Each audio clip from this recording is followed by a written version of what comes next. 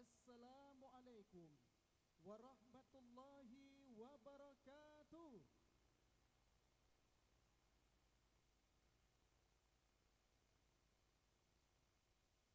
Alhamdulillahi rabbil alamin. Wassalatu wassalamu ala asrafil anbiya'i wal mursalin wa ala alihi wa sahbihi ajma'in, amma ba'du.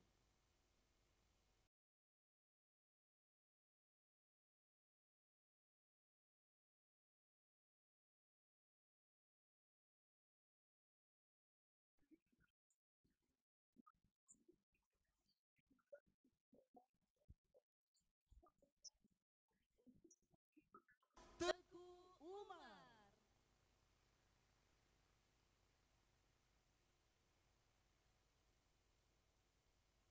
With the theme of synergizing blue and green horizon through sustainable and resilient agricultural and marine innovation, which will take place over the course of 2 days. My name is Tamita, and together with my colleague, Marhaban. we are honored to be your master of ceremony of today's event. Merupakan suatu kehormatan bagi kami dapat menyambut Bapak Ibu dalam kegiatan ICONAMI 2026. Today, we gather not only to exchange knowledge but also to strengthen international collaboration and explore innovative solutions for a more sustainable future, especially in agro and marine industry. Without further ado, let us begin the opening ceremony.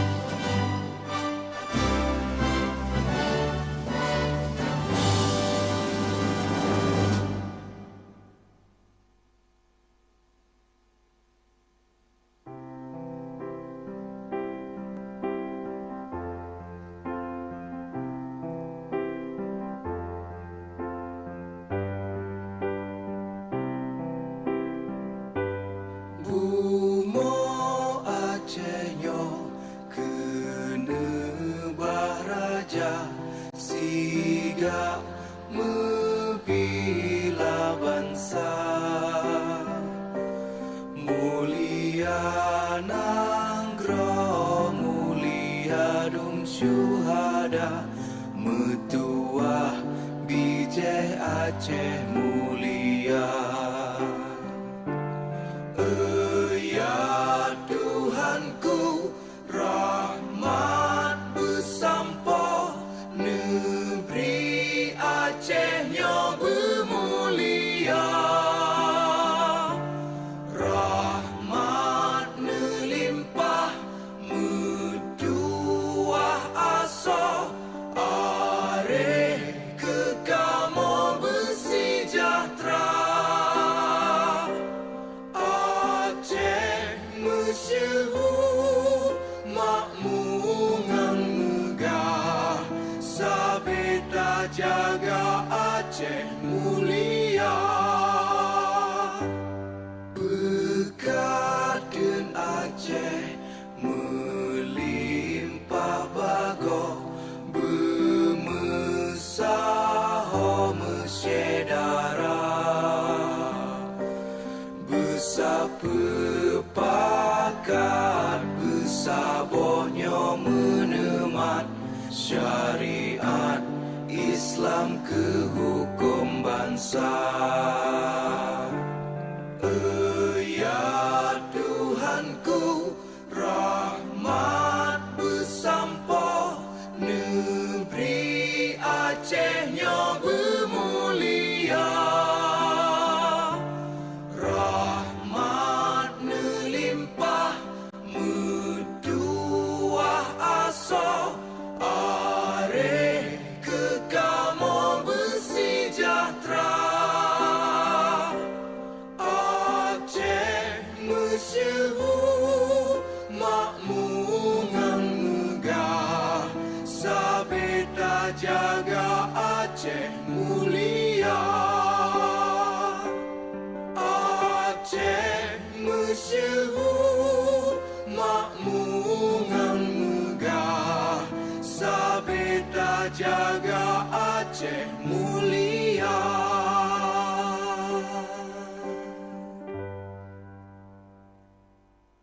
Bapak Ibu hadirin, disilahkan duduk kembali.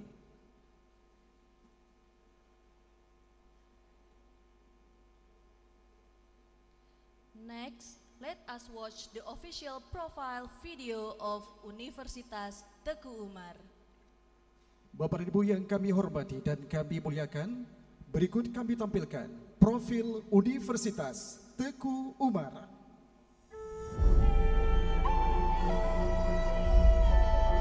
Di era sekarang ini, transformasi bidang agro dan marin industri dihadapkan pada sejumlah tantangan yang kompleks. Perubahan iklim, keberlanjutan sumber daya alam, dan ketahanan pangan menjadi fokus utama. Universitas Teguh Umar hadir untuk menjawab tantangan tersebut dengan inovasi teknologi dan kerjasama lintas sektor. Kita dapat mengatasinya dengan menciptakan pertumbuhan yang berkelanjutan bagi kedua industri itu, di mana semangat keunggulan dan dedikasi membentuk landasan untuk setiap langkah yang diambil. Universitas kami mengundang Anda untuk menjelajahi dunia yang dipenuhi dengan penemuan, inovasi, dan inspirasi. Universitas Teguh Umar sebagai universitas milik publik di Indonesia, kami fokus pada bidang agro dan marine industry, menyiapkan anak-anak muda untuk ambil bahagian di masa depan, siap berkembang di dunia kerja, dunia industri, dan dunia bisnis. Menyemai ilmu, memetik kemakmuran adalah prinsip yang kami aplikasikan di universitas ini. Sejumlah kisah keberhasilan yang membanggakan, dari penelitian ilmiah yang mendebarkan hingga pencapaian budaya yang memukau memenuhi setiap sudut kampus kami. Mahasiswa terus menorehkan jejak dalam sejarah prestasi.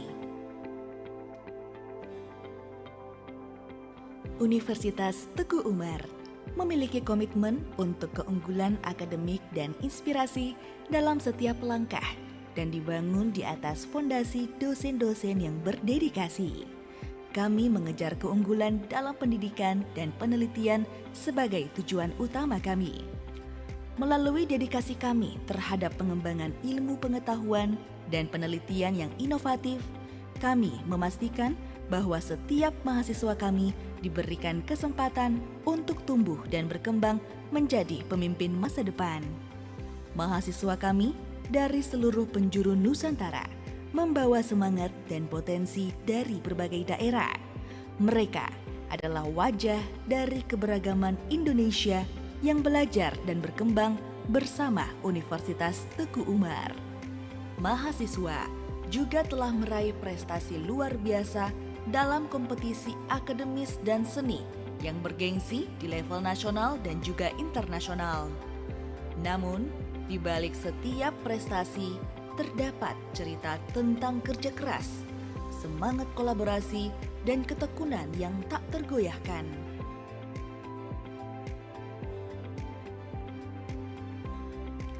Universitas Teguh Umar didukung dengan laboratorium mutakhir yang mengedepankan aspek inovasi terbaru. Misalnya, program riset telah menghasilkan terobosan yang mengubah paradigma dalam berbagai bidang, dari teknologi hingga lingkungan. Kami adalah universitas yang menganjurkan nilai-nilai inklusi, keberagaman, juga kearifan lokal yang membentuk fondasi kokoh untuk masa depan yang cerah. Bergabunglah dengan kami, di mana setiap langkah adalah bagian dari sejarah prestasi.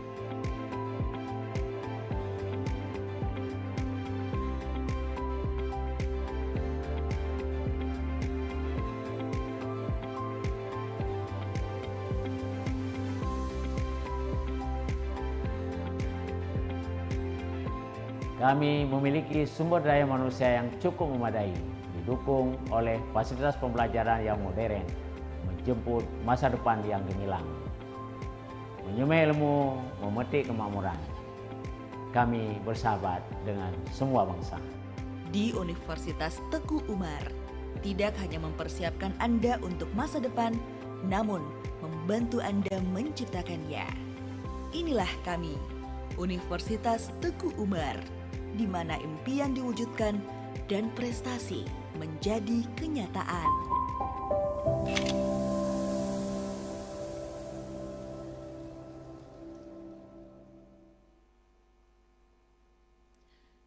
To celebrate the richness of Aceh culture, we are pleased to present a special tradition dance performance by UKM Tari Universitas Teguh Umar. Bapak Ibu yang kami muliakan, marilah bersama kita saksikan tarian Pemulia Jame Rano Pelampuan oleh UKM Tari Universitas Teguh Umar.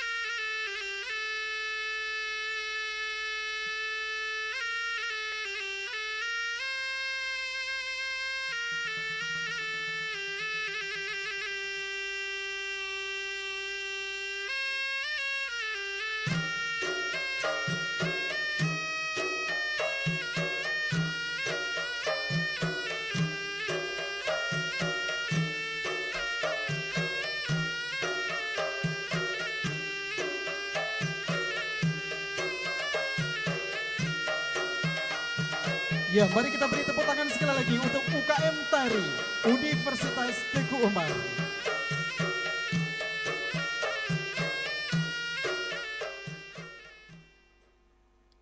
We now invite the Chairman of ICONAMI, Dr. Munandar, to deliver his report. Bapak Ibu hadirin yang berbahagia, selanjutnya marilah bersama kita dengarkan laporan Ketua Panitia Pelaksana ICONAMI 2026. Kita sambut Bapak Dr. Munandar Eskel, MSc.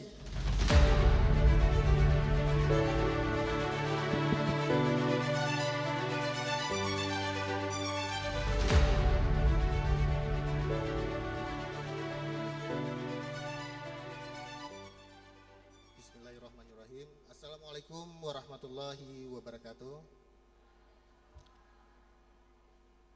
Good morning everybody here and warm welcome from Universitas Teguh Umar and Honorable Rector Universitas Teguh Umar, Professor Dr. Isha, and Vice Rector, Head of Institution and Department of Universitas Teguh Umar, and distinguished keynote speaker and invited speaker as well, and all of students here who have come in this seminar. And it's my great honor to welcome all of you to the second international conference on Agro and Marine Industry 2026. So this conference will carry the theme Synergizing Blue and Green Horizon through Sustainable and Resilient Agriculture and Marine Innovation. So it will reflect our collective commitment to advancing sustainable innovation and strengthening our collaboration with others universities. And of course, we are very deeply honored to all of the distinguished keynote speaker. The first one is Professor Arif Satria from BRIN. But in this time, we will be changed to Dr. Insinyur Budiastuti Onto Wirjo, Deputy for Research and Innovation Policy, and she is now in Zoom meeting. And Professor Amanda Richard Bouchard from Southern Cross University, Australia, and also from in Zoom meeting. And Professor Dr. Wan Mazdah Wan Omar from University Sains Malaysia, and Mrs. Naina Islam from Chittagong University, Bangladesh. And the last one is Dr. Sachinandan Duta from Sultan Qubas University, Oman. And we are very proud that we can encourage all of the presenters. There are 39 universities will join in our seminar, and there are 4 countries will collaboration with us, and it will have 75 abstracts have been received from us. And this remarkable participant will demonstrate the growing international collaboration between Indonesia and other countries, and of course Indonesia will be hosted by Universitas Teguh Umar. So on behalf of organizing committee, I would like to express my deepest gratitude to Universitas Teguh Umar, Professor Dr. Isha, and all keynote speaker, invited speaker, reviewer, moderator, committee members, and participants who have joined this seminar.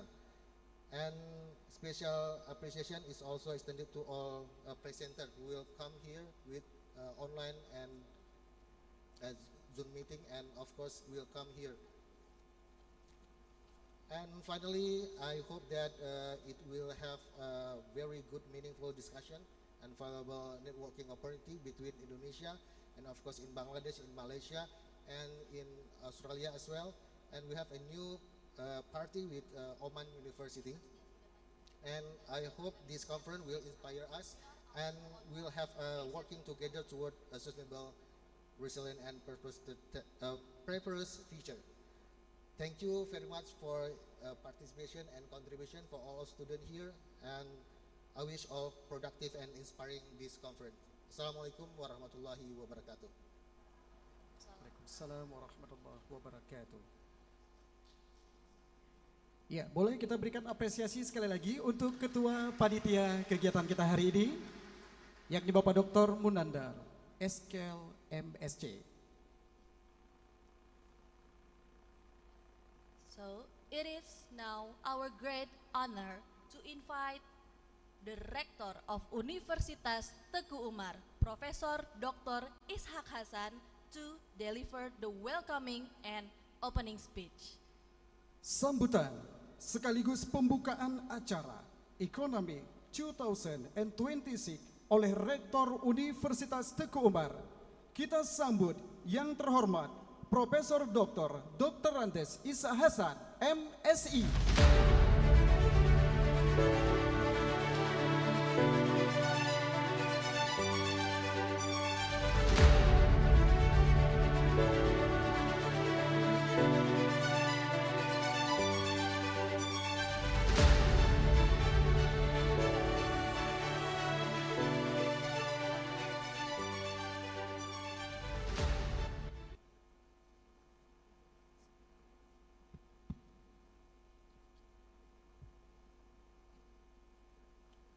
Assalamualaikum warahmatullahi wabarakatuh.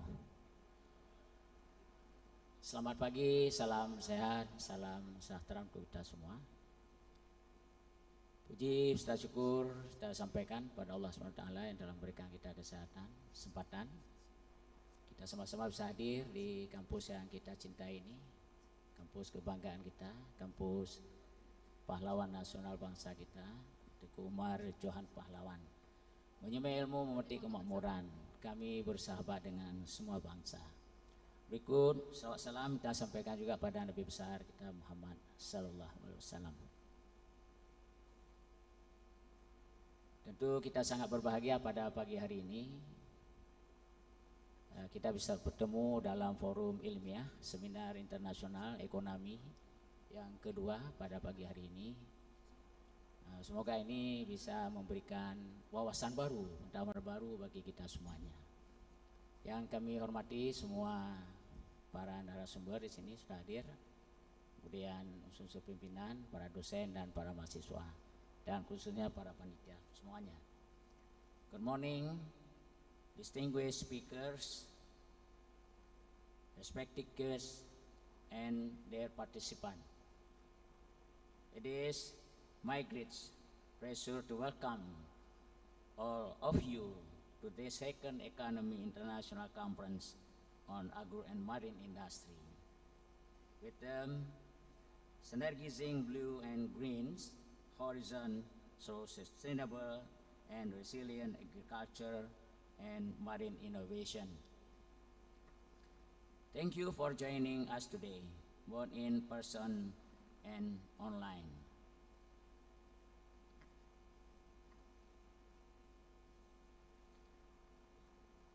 Ada undangan kita yang terhormat di sini.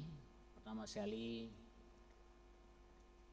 dari para speaker, Profesor Dr. Arif Satria, SP, MSI, Head of the National Research and Innovation Agency. Kemudian Profesor Wan Umar, Profesor at University Science Malaysia. Kemudian ada Mrs. Naina Islam, Assistant Professor at Institute of Marine Sciences, University of Chittagong, Bangladesh. Kemudian juga ada Prof. Amanda Rachel Brussels, PhD, Professor at Faculty of Science and Engineering, Southern Cross University, Gold Coast, Australia. Kemudian ada Dr. Sinandan Dutta, Assistant Professor at the Department of Marine Science and Fisheries, Sultan Qaboos University, Oman. Terima kasih. Welcome to University Teguh Umar. This conference bring together experts, researchers, and students from different countries and disciplines. We are here to share ideas, knowledge, and experiences. Our theme today is about building strong and sustainable agriculture and marine industries. This is very important for our future. We believe that collaboration is the key to success. By working together, we can find better solution for the global challenges, such as food security, environmental protection, and economic development. I would like to express my sincere appreciation to all keynote speakers, present and participants. Your contribution make this conference meaningful and successful. I also thank the organizing committee for their hard work in preparing this event. Finally, I hope this conference will give you new insight, new connection, and new opportunities for future collaboration. Thank you very much for your attention. Wassalamualaikum warahmatullahi wabarakatuh. Waalaikumsalam warahmatullahi wabarakatuh. Baik, mari kita berikan apresiasi sekali lagi untuk Bapak Rektor Universitas Teguh Umar.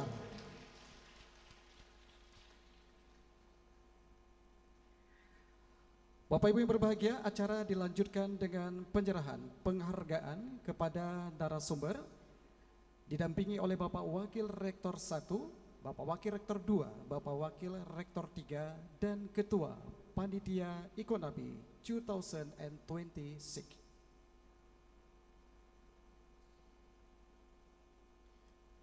We would like to invite our distinguished keynote speaker, Professor Wan Masnah and Mrs. Naina Islam, to come forward for the certificate presentation and photo session.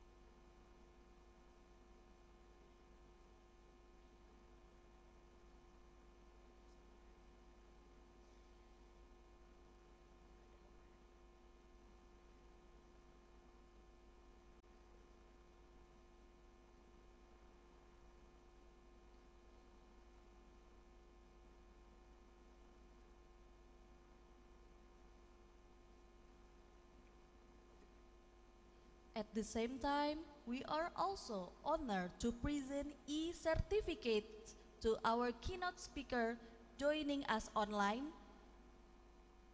Dr. Budiastuti Ontowirjo, Professor Amanda Brashid, and Dr. Sanchi Nandanduta, in appreciation of their valuable contribution to the second economy 2026.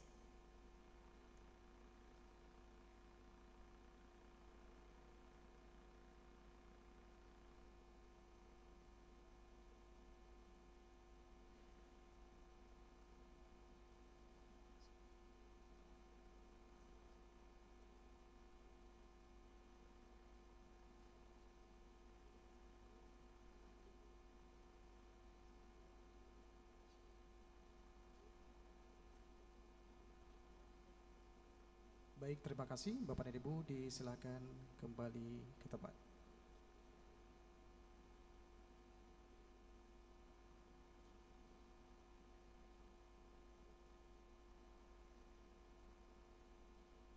For the next segment, ladies and gentlemen,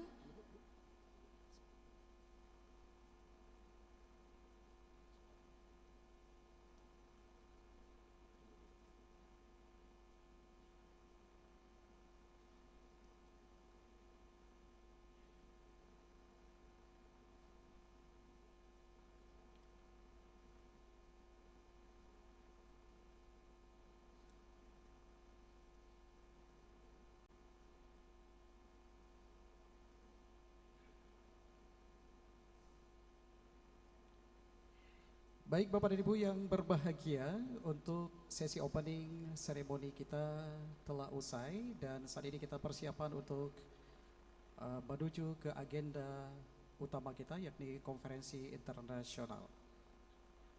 We have now come to the end of the opening ceremony of the second Economy 2026. We sincerely thank you all, distinguished guests, keynote speaker, and participant for being part of this meaningful occasion.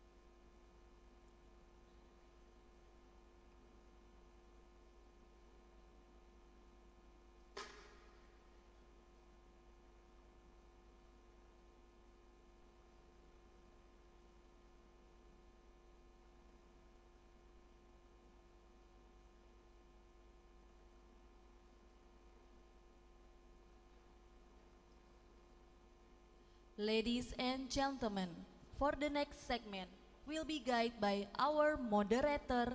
It is our pleasure to hand over the session to Miss Randila T. Ayu Ismar, SPD MPD, who lead and facilitate the academic discussion ahead. Please welcome our moderator. Ya, kita berikan tepuk tangan yang meriah untuk moderator kita hari ini. Ya, kami persilahkan Ibu.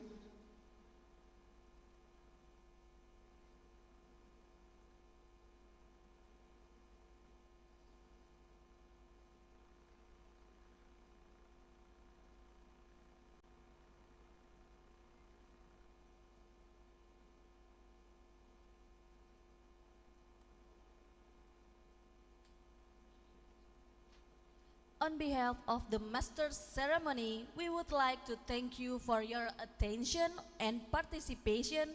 It has been our honor to accompany you during this opening session. Bapak Ibu yang kami hormati dan kami muliakan, dengan demikian maka berakhirlah rangkaian acara pembukaan ICONAMI 2026. Saya Marhaban dan partner saya Tamita Intasar Hussein. kami undur diri dengan ucapan Billahi taufik wal hidayah. Wassalamualaikum warahmatullahi wabarakatuh.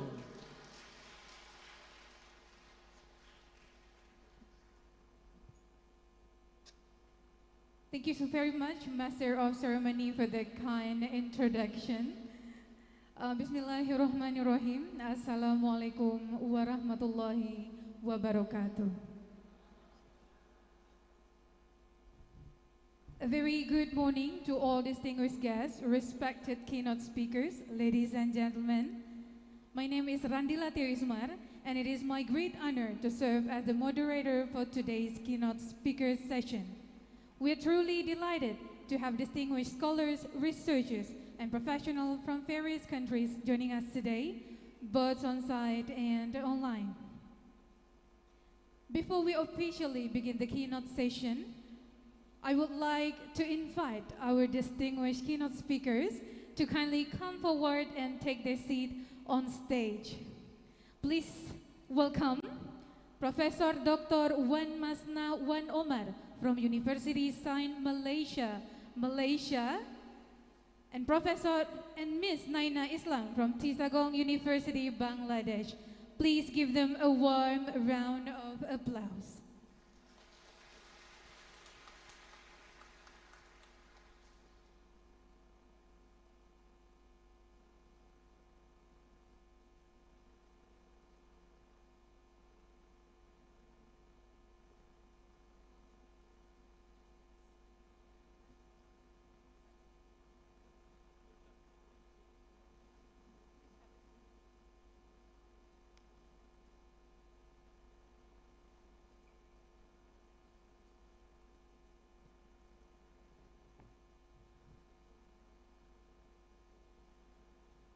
All right, good morning, Professor and Ms. Naina.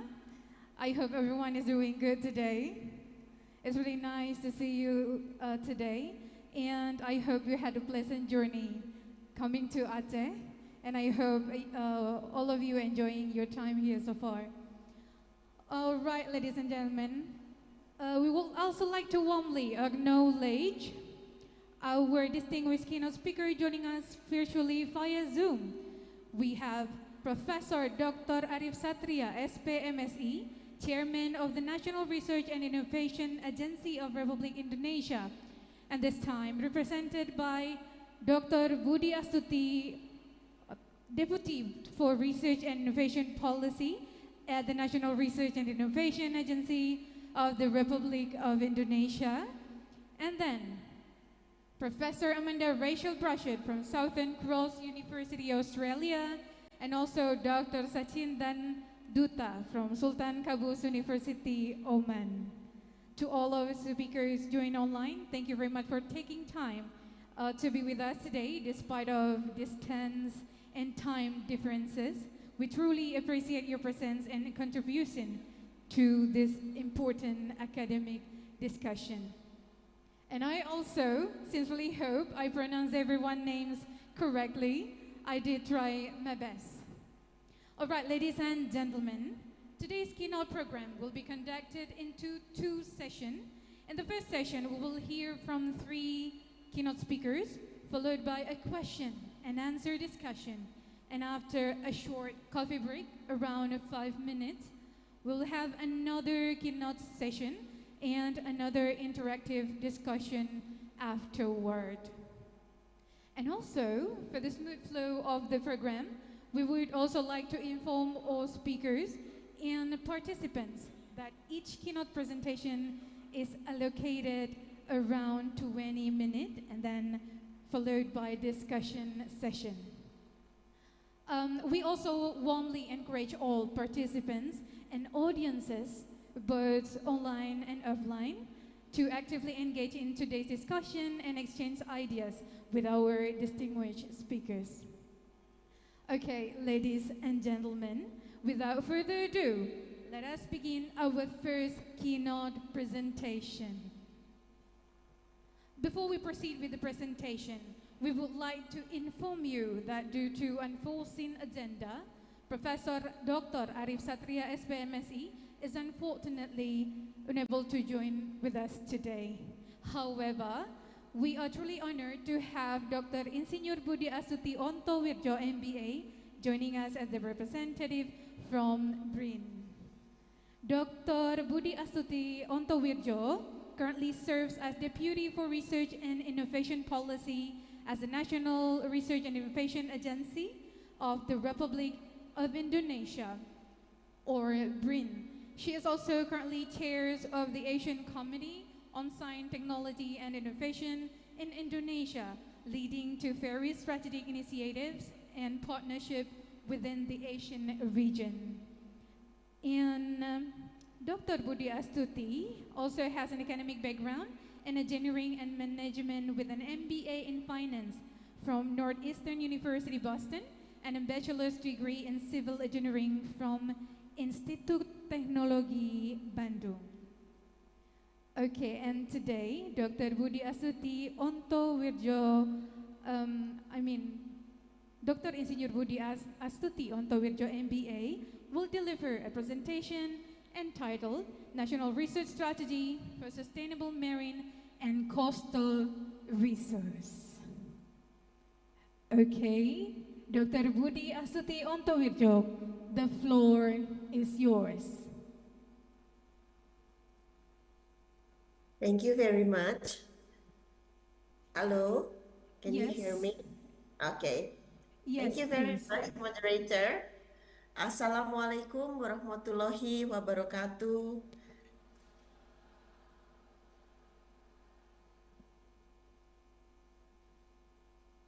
Hello. Yes, please, you may proceed with the presentation. Okay. Excellency Rector of Teguh Umar University, Professor Dr. Ishak Hassan MSE, Vice Rector 1, Dr. Aman Yaman, Vice Rector 2, Professor Nya Amin, MPD, Vice Rector 3, Haji Ibrahim Laweu, MCAS, Dean of the Faculty of Agriculture, Dean of the Faculty of Fisheries and Marine Science, Dean of Faculty of Engineering, Dean of Faculty of Health Science, Dean of Faculty of Economic and Business, distinguished speakers, we have here Professor Amanda Richel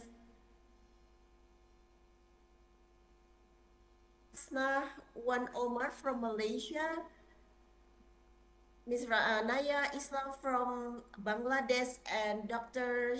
Shinandan Duta from Oman. Esteemed researchers and experts, ladies and gentlemen, very good morning.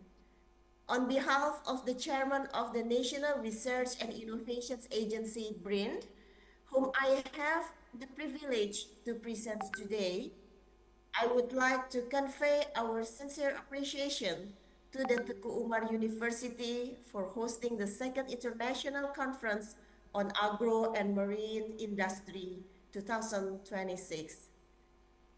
This conference comes at the crucial times for strengthening collaborations and knowledge exchange on sustainable marine and coastal development. Ladies and gentlemen, today, the world is facing increasingly complex and interconnected challenges.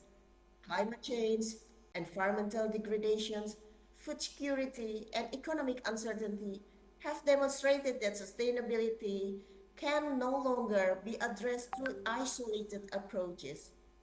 This is particularly true for marine and coastal resources, where the interactions between climate, nature, and people are deeply intertwined. Next, please. Next, please. Okay, thank you. At the same time, we recognize that innovations is one of the key drivers of economy. From the graph shown here, there's a positive correlations between Global Innovations Index, or GII, and GDP per capita. It shows in here the positive correlations, the graph. This demonstrates that innovations is the key driver or an engine for economic development. As I emphasized in endogenous growth theory by Nobel laureate Paul Romer, long-term economic growth is driven by internal factors like human capital, technological innovations, as well as research and development. Indonesia strongly believes that research and innovations must become the fundamentals, the foundations for building a resilient and sustainable economy. Next, please. Okay. Here, we can see that Indonesia is blessed with abundant marine resources and vast coastal ecosystems. However, despite this enormous potential, the contributions of the fishery sectors to Indonesia's GDP has remained relatively stagnant over the years. This indicates that natural resources alone are not sufficient. What we need is a stronger research and innovation ecosystem capable of transforming marine potential into sustainable economic value. Next, please, ladies and gentlemen. Now, please allow me to emphasize why maritime resilience matter, particularly in the context of today's global challenges. We are currently living in what we have, or many experts describe, as the Anthropocene, an era in which human activity have had a substantial impact on Earth. Climate change continues to increase sea temperature, accelerate sea level rise, intensify ocean acidifications, and trigger more extreme weather events. At the same time, marine pollutions, including plastic waste, chemicals, and nutrient contaminations, threatens marine ecosystem and human health. In addition, biodiversity degradations, habitat loss, overexploitations, and species declines are weakening the resilience of ocean ecosystem. Regions are also increasing vulnerable to stronger storms, coastal erosions, flooding, and saltwater intrusions, all of which directly affect coastal communities. These challenges ultimately contribute to food security, as declining fish stock and damaged marine ecosystem threatens livelihood and food supply chains. For Indonesia, maritime resilience is not merely an environment issue, it is a national priority. This is why collaborations and science-based solutions are essential. As highlighted by the United Nations Decade of Ocean Science for Sustainable Development, greater science advancements is required to achieve the oceans we want. Through stronger collaborations among government, researchers, industries, and communities, create innovative and evidence-based solutions to build a sustainable, resilient, productive, and inclusive oceans future. Next, please. In response to these challenges, BRIN is conducting a transdisciplinary approach that integrates scientific research, innovations, technology, policy, and community participation. We believe that sustainable maritime development requires collaborative actions, data, and evidence-based solutions. BRIN serves as the key actor in integrating research and innovation nationwide. Next, please. Under our strategic vision 2025 until 2029, we aim to become a primary driving force in strengthening a competitive and high-quality research and innovations ecosystem for an advanced Indonesia toward the golden visions of Indonesia 2045. To achieve this, BRIN has three strategic roles: Track 1, Track 2, and Track 3. In Track 1, we want to advance research and innovations for MS and competitiveness. Track 2, we want to promote industry and private sector-led research and innovations. And Track 3, facilitating the co-development of advanced global technology. These efforts are expected to contribute to Indonesia's economic growth, which is targeted to 8% through investment and innovations-driven development. Next, please. Indonesia has also developed the national roadmap and strategic research agenda, which is designed within a transdisciplinary framework aligned with the national development priority and the sustainable development goals. We have here the roadmap that cover 8 strategic research agenda, mainly in here, food sovereignty, energy sovereignty, water security and sustainable environment development, health sovereignty, strengthening the strategic industries, strengthening the social resilience, communities and culture, aeronautics and space development, and nuclear energy development. Next, please. The following blueprints here illustrates that how research and innovations can become the foundations for building sustainable and resilient future. At the center of this framework is the understanding that today's global challenges are deeply interconnected. Therefore, they require integrated and collaborative solutions. Next, please.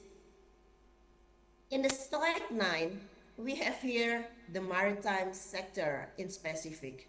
So in here, BRIN has identified major challenges, which knows that up to the current stage, we want to pursue the 2045 visions. Next slide, please. To address these challenges, we are developing 6 pillars of maritime or marine innovations that emphasizes sustainability, resilience, and competitiveness. And then now, please allow me to highlight BRIN Centers of Excellence in Maritime. Next, please.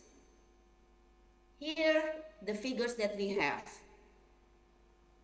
In Ancol, Jakarta, BRIN's labs focus on marine resource management, biodiversity conservation, maritime economy and coastal resilience through integrated digital platforms powered by artificial intelligence and scientific research. In Pulau Pari, almost in the middle in here, BRIN develops coral reef conservations and restorations program through marine ecological surveys and artificial reef technology. In Lombok, BRIN focused on sustainable aquaculture, post-harvest innovations, and maritime startup incubations. In Yogyakarta, in the Baron area, BRIN supports marine biodiversity conservation and research on indigenous endangered marine species. Not yet? Yeah. In Ambon, we develop in here advanced technology integrated into tsunami early warning system and coastal disaster vulnerability mapping. And then meanwhile in here in Surabaya, BRIN strengthens ships designs, green propulsion systems, and sustainable marine logistics through advanced engineering laboratories. All of these initiatives demonstrate that our commitment to building a strong innovation ecosystem from upstream research to downstream industrial applications. Next, please. Distinguished guests, ocean observations and data-driven innovations are becoming increasingly important in strengthening maritime resilience. In these figures shows that scientific data and digital technology, including artificial intelligence, remote sensing, and ocean monitoring systems are essential for supporting evidence-based policymaking and sustainable resource management. Next, please. Indonesia is also prioritizing coastal resilience strategy, including the development of giant seawall initiative in here, climate adaptation technologies, and integrated coastal management system to protect vulnerable communities and ecosystems. Next, please. However, achieving a resilient and sustainable blue future cannot be accomplished by one institution or one country alone. It requires strong partnerships among government, academia, industries, local community, and international partners. Maritime resilience is not only about technology, but also governance, collaborations, inclusions, and ocean literacy. Next, please. In this regard, BRIN is committed to acting as an ecosystem enabler. By these 3 years, collaborative innovations, BRIN established Maritime Research Collaboration Center to connect BRIN's university, regional government, and industries. Year 2, human capital. BRIN strengthens international certifications and capacity building for maritime workers and integrating maritime technology into educational curricula. And the third one's in here, policy and financing. BRIN encourages domestic through fiscal incentives and strengthening intellectual property protections. Next, please. In conclusions, we are moved forward. We must ensure that marine and coastal development is not only economically productive, but also technologically sovereignty, environmentally sustainable, and socially inclusive. Research and innovations should not remain within laboratories alone. They must create real impact for communities, industries, and future generations. Through collaborations, science, and innovations, we can transform maritime challenges into opportunities and build a resilient, inclusive, and sustainable blue economy for the future. Thank you very much for your attention. Wassalamualaikum warahmatullahi wabarakatuh.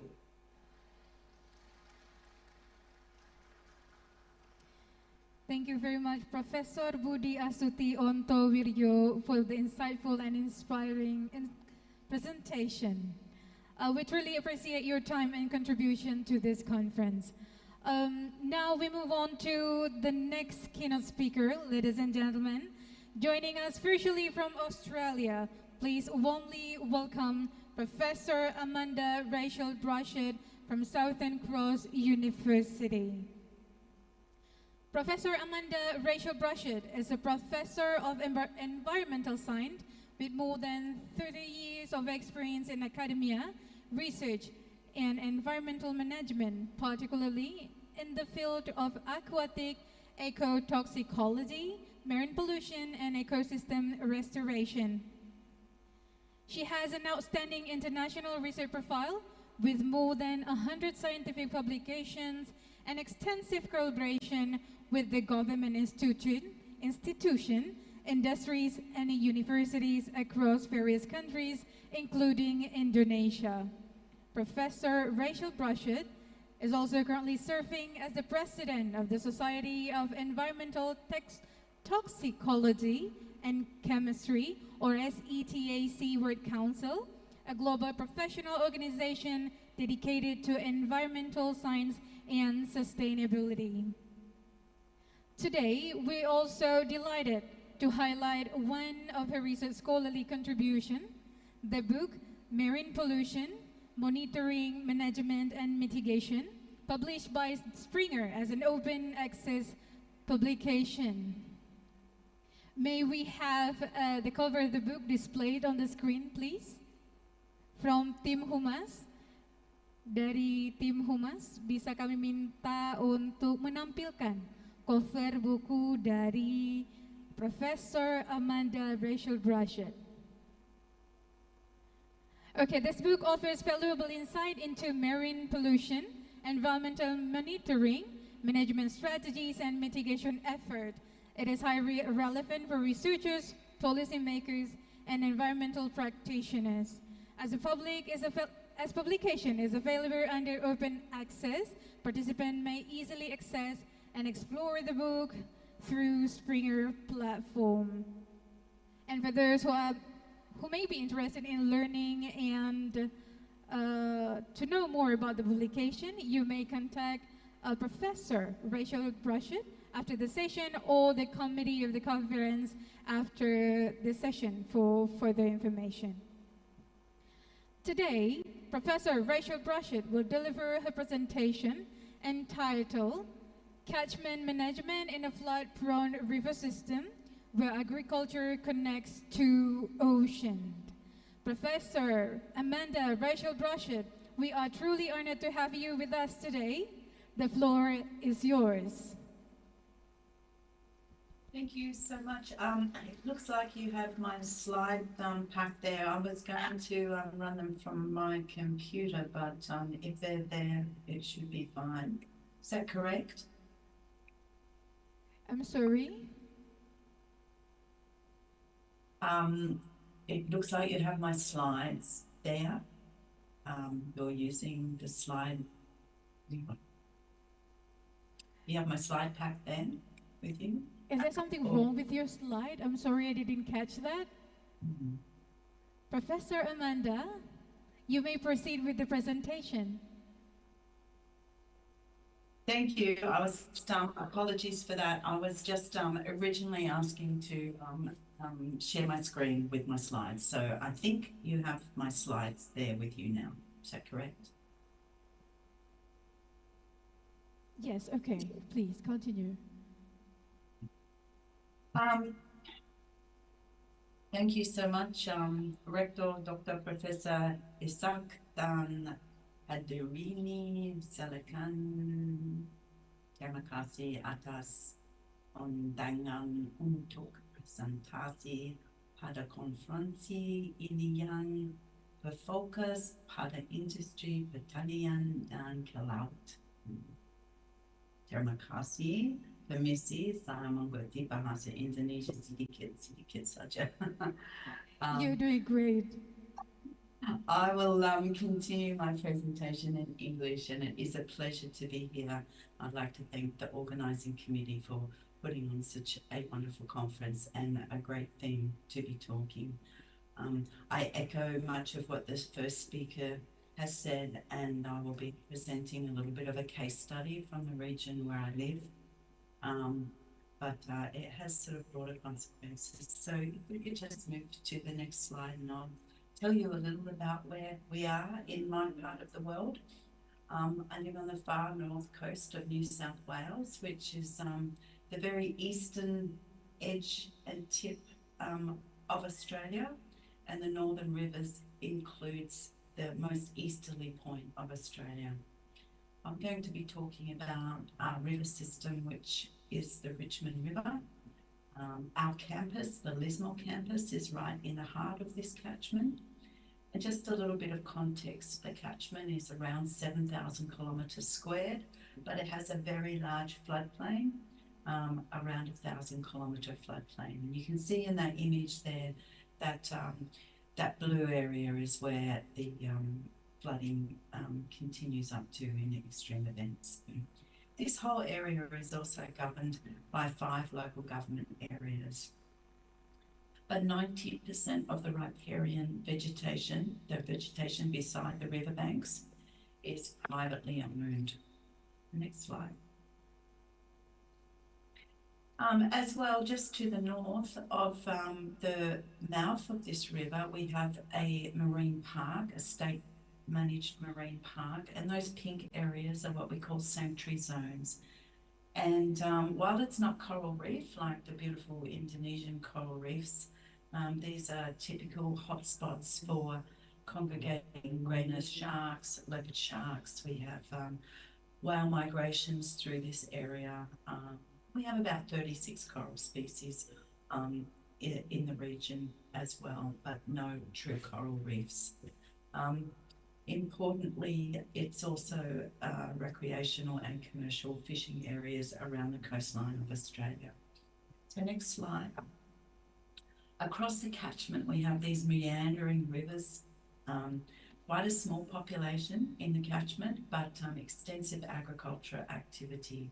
And this is predominated by sugarcane on the lower areas, and in the higher areas, we have macadamias and other mixed crops, grazing up in the higher reaches of the catchment as well, which is usually dairy and beef cattle.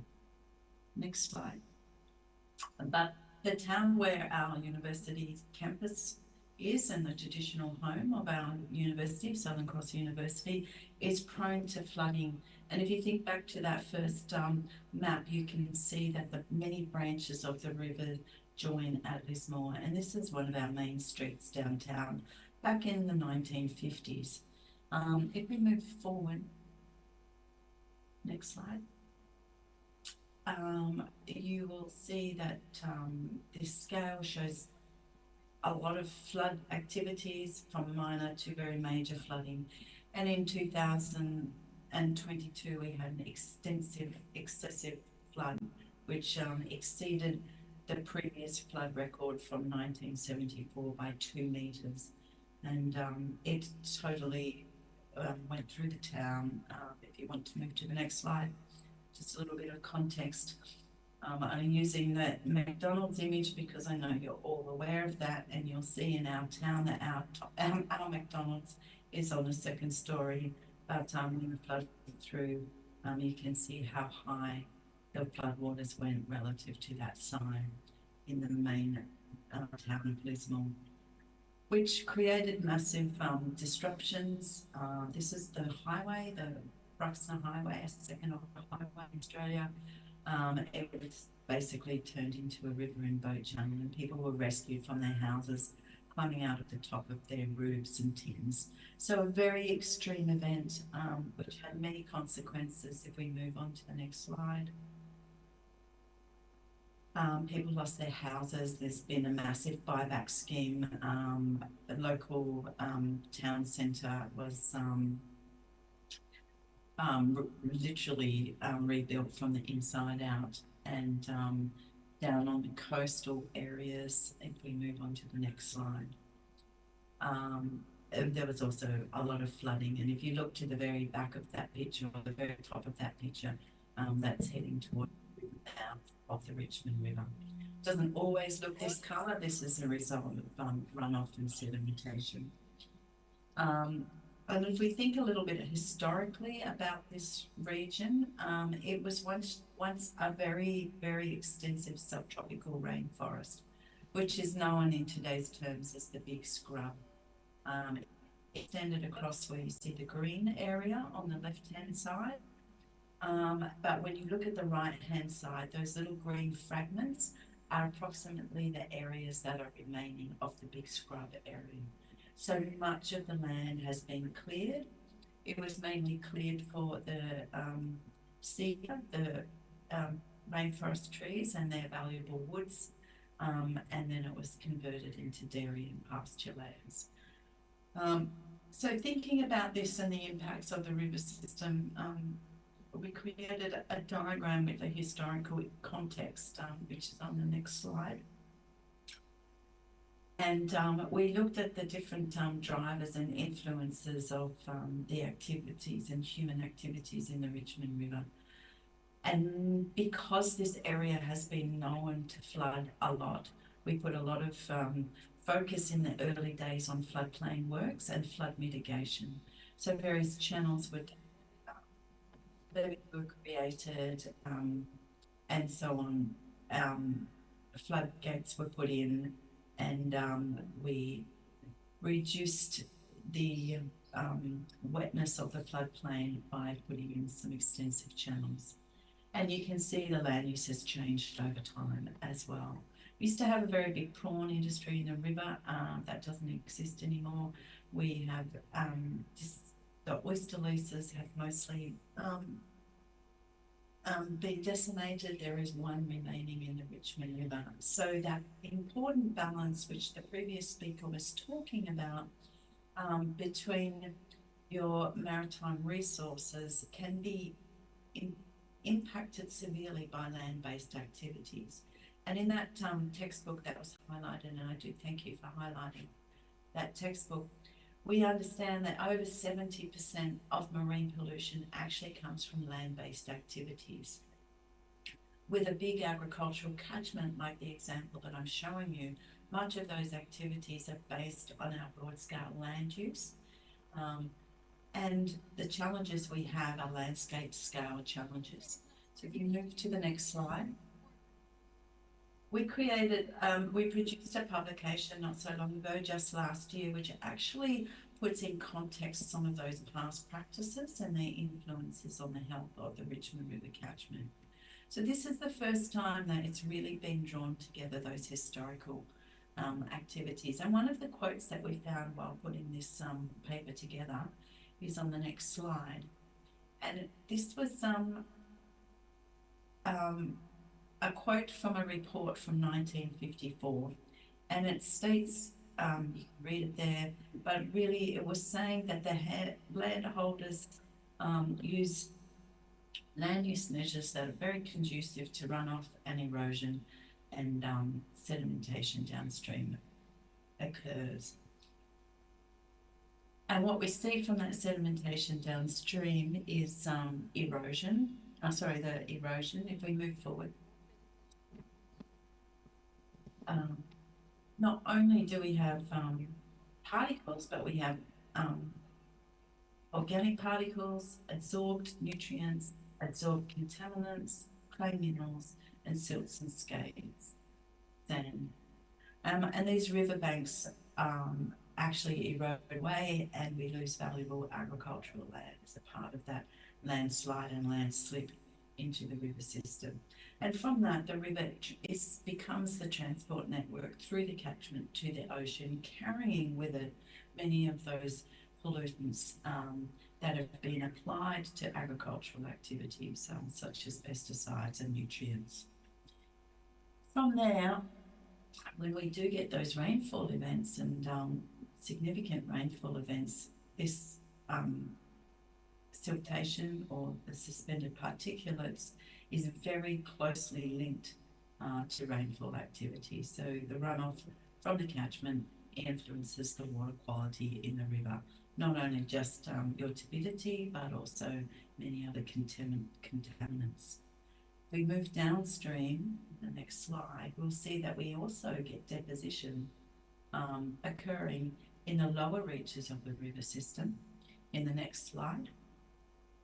And this can impact not only the seagrasses and saltmarsh communities, but the productivity of these mudflat areas, particularly also the commercial operations such as oyster leases and so on, where the environment becomes so challenging that the organisms can't survive in there.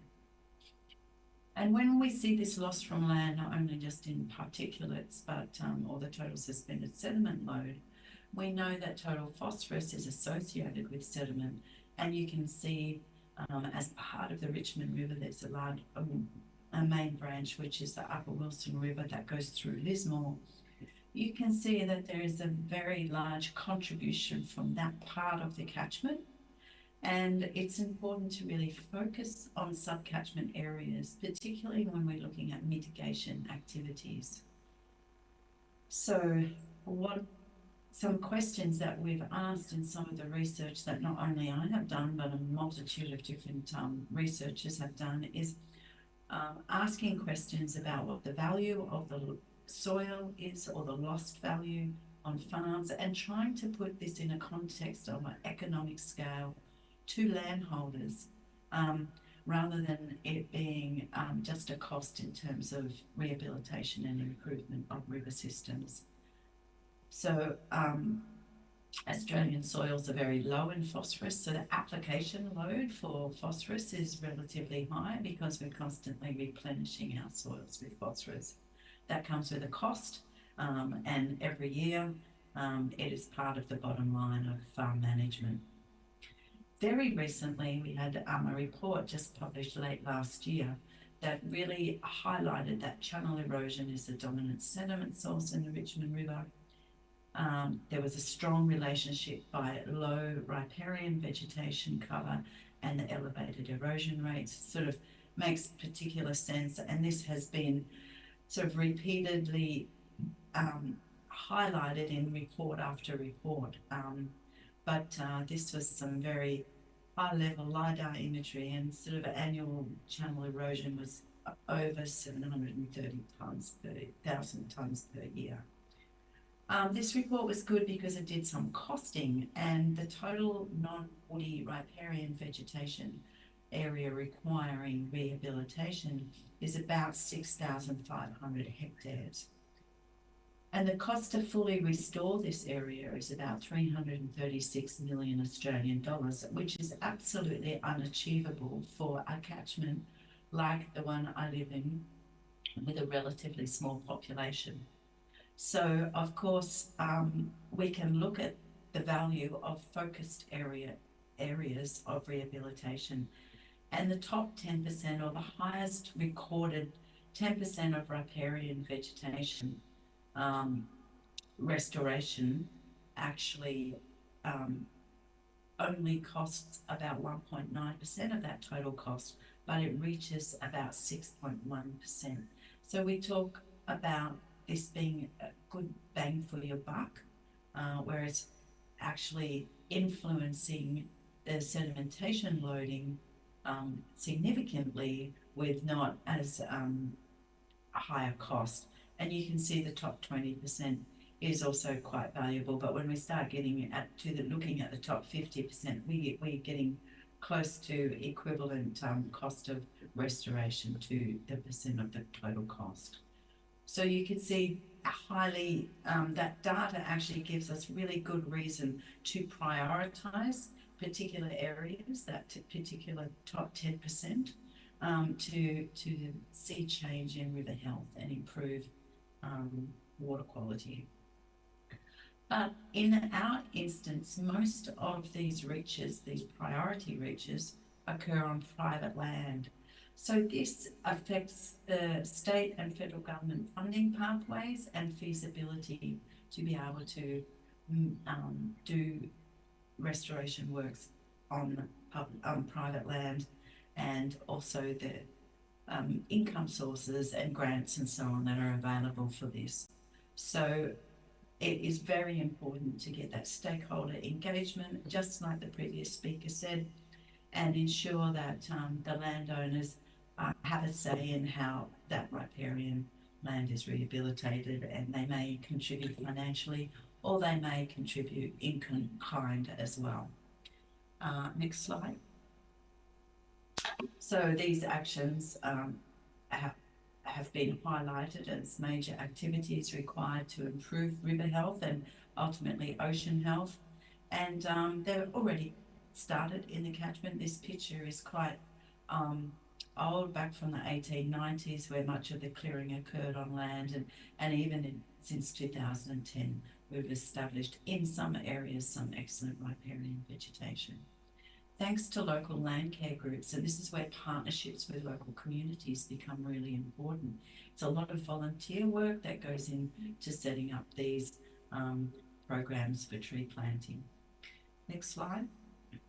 So excess root nutrients, I just touched on that with that colourful last table, but these are not only point sources, such as discharges from sewage treatment works, which are regulated by our Environmental Protection Authority, but also non-point sources, which are much, much harder to manage. And these come from landscape scale activities such as farming, runoff from agriculture, and also urban stormwater activities too. So you can see here in this picture, there's a big drain running through the floodplain. These drainage channels were put in to lower the water table because it was very low-lying areas, but this had marked implications for the future as well. So if we just move on to the next slide.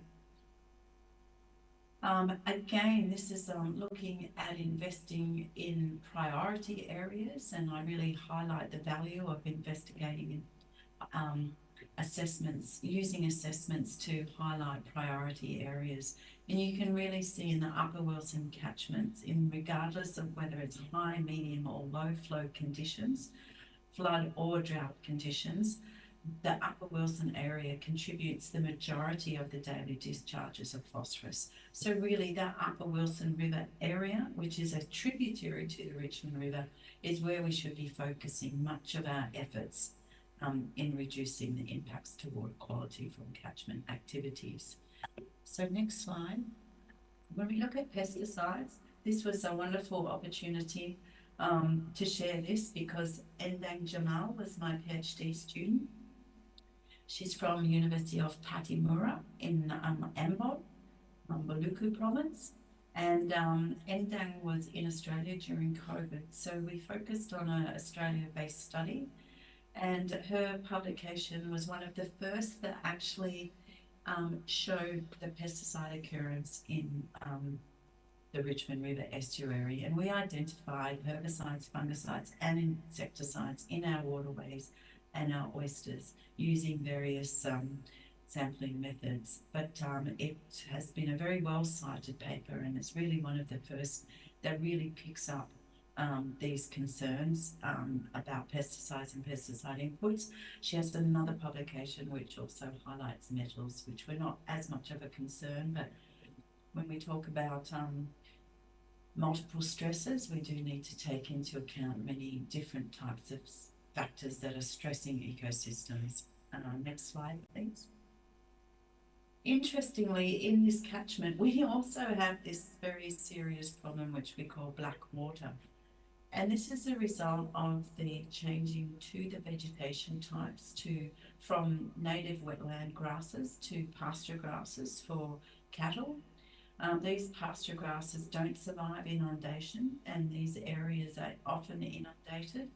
That means they die off, and the aerobic bacteria consume that dead and dying plant material. But as part of that process, they bloom, there's an ample supply of food, and they consume the oxygen which is dissolved in the water. So we end up with this really low dissolved oxygen water on the floodplain that then drains to the river. And as a result of that, if you move to the next slide, we can get this water flow draining to the river and flushing to the mouth of the river.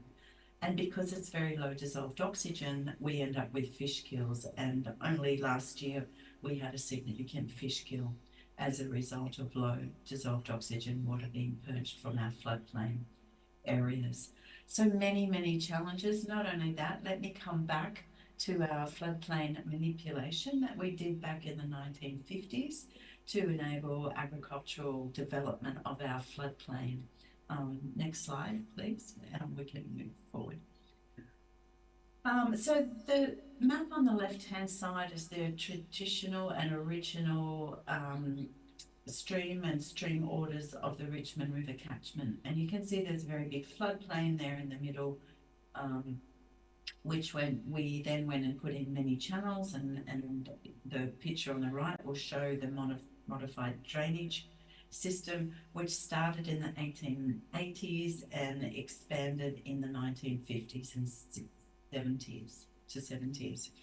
So this catchment has a long history of engineering solutions to provide drainage and convert wetlands to farmland.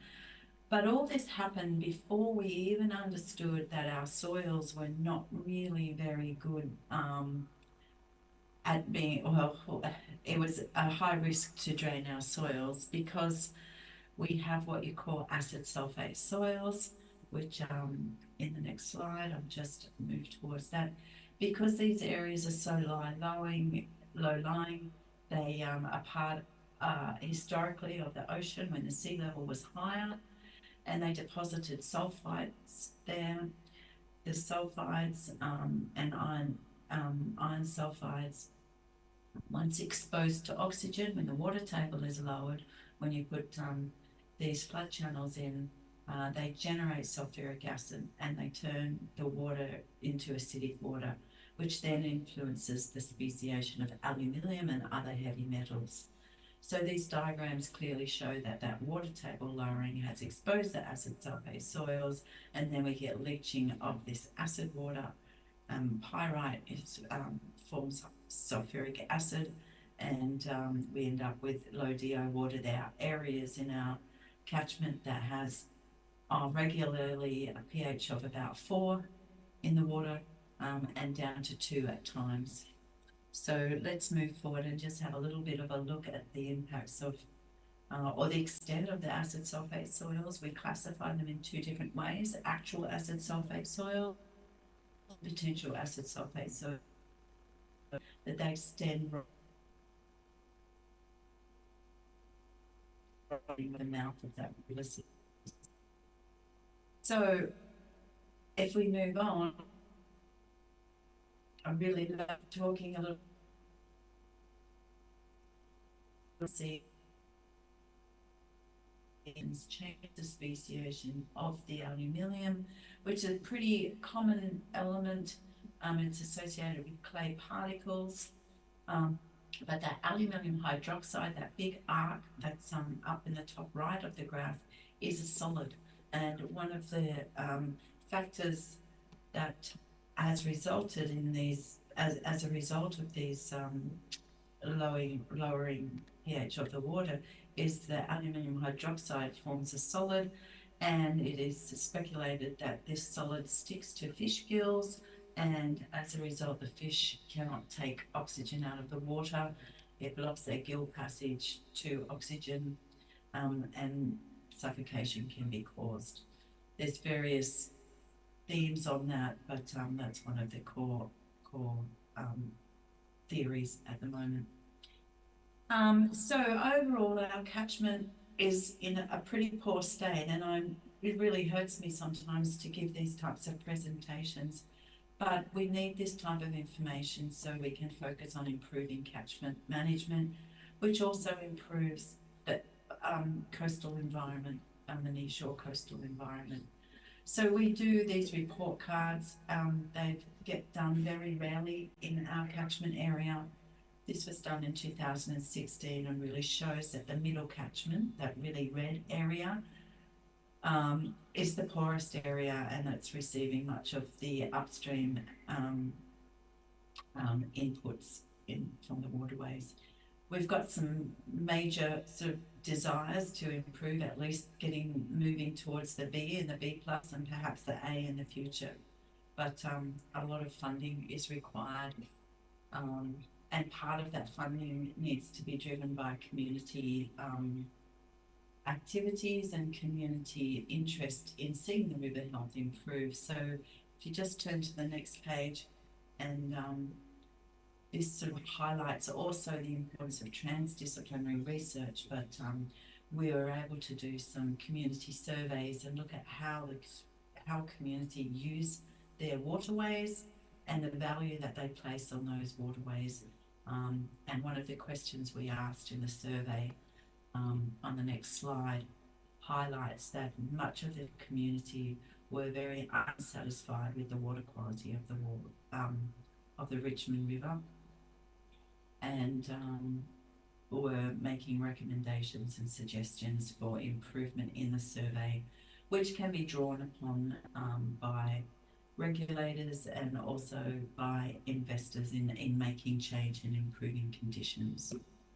So one of the concepts that we've sort of moved towards thinking about is partnerships. Yeah, you can move to the next slide, which is predominant in the catchments that feed into the Great Barrier Reef, which is our tropical coral reef systems, where these partnerships are linking industry, landholders, stakeholders, and these partnerships produce annual water quality reports, so there can be forward-looking and backward-looking reports based on how activities on the ground are improving overall water quality, not only in the river systems, but to the reef systems and the oceans associated with it. So the next slide just shows the magnitude of the partnerships for some of these regions, and We don't have an iconic World Heritage area such as the Great Barrier Reef beside our catchment, but we've got some great visions of how we can make improvements. And if you just pop over to the next two slides, and we can end on that CTAC slide. I understand I've probably done a few minutes over time. So if you just move to the next slide, and the next one after that, I think. Professor Amanda, because of time constraint, I think we should speed up the presentation a little bit. I'm really sorry about that. Oh, I've just finished. Finished. Oh, thank you. No, I was just saying move to the next slide and we can finish. Thank you. Yes, I understand I was probably a few minutes over time. Thank you.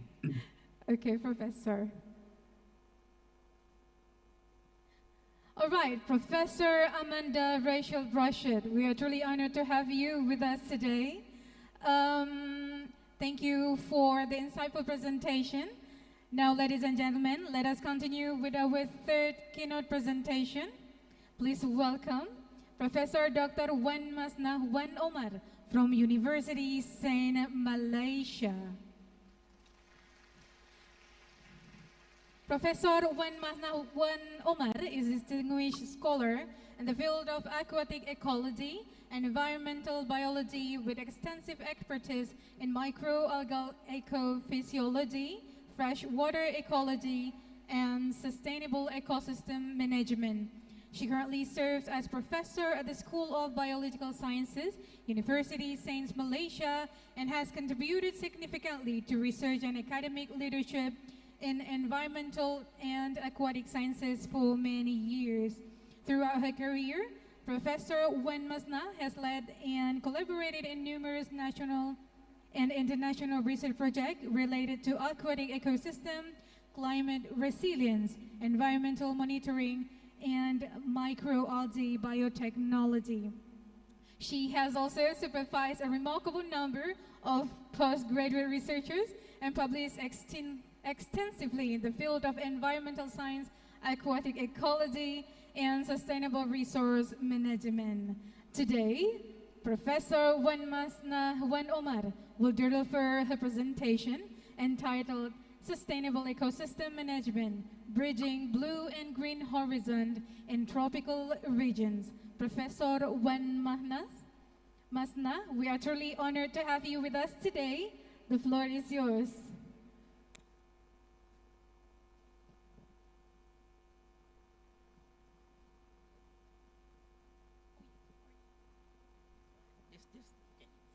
Thank you very much, Madam Chairperson. Assalamualaikum warahmatullahi wabarakatuh. Okay, yang berbahagia Profesor Ishak Hassan, Rector of Universitas Teguh Umar, Deputy Rectors, Dr. Mananda, Chairperson of ICONAMI 2, distinguished speakers joining us virtually and also physically today, ladies and gentlemen. First and foremost, I would like to thank the organizing committee for inviting me here and for your kind great hospitality extended towards me. It's great honor to be here, joining in the ICONAMI 2, and today it's a privilege to share perspectives on the sustainable freshwater ecosystem management, bridging blue and green horizons in tropical regions, and hopefully from this session we'll create a further discussion, also collaboration among us. Yeah. Next slide, please. All right. This is the flow of my presentation. Started with introduction. I will touch on the issues faced by tropical freshwater ecosystems, and how we can manage the issues by integrating blue and green landscapes, and also further to further management strategies, and also by combining policy frameworks and regional collaborations. And at the end, I will conclude my presentation. Next slide, please. Right. for the introduction. Next slide, please. Okay. So the aquatic ecosystems throughout the world are divided into two: freshwater and also marine ecosystems. Where freshwater we have ponds, lakes, reservoirs, stream and rivers, and also wetlands. Whereby in marine we have oceans, coral reefs, and estuaries. So therefore, it's very important for us to understand these aquatic ecosystems and develop effective plans to maintain, manage, and restore them. Right? Next slide, please. Right. So these are the freshwater ecosystem. Also, the theme of the today's conference is on the um, um, apa ni, marine ecosystems, but freshwater is very important. So in the freshwater ecosystem, we can be further divided into two: lentic and also lotic ecosystems, whereby lentic we have ponds, lakes, where the flow is relatively slower. But in the lotic ecosystem, where we have streams, rivers, the flow is relatively faster, right? So these freshwater ecosystems, although they only covers 0.8% of the Earth's total surface area, but they are very important, right? Next slide, please. Alright, so why freshwater ecosystems are very important for us? Next slide, please. Because they provide us with many ecosystem benefits, where they provide us with food, water, medicine, climate purification, flood control, rituals, tourism, and aesthetics. Very important. So many people, billions of people relying on the freshwater ecosystems.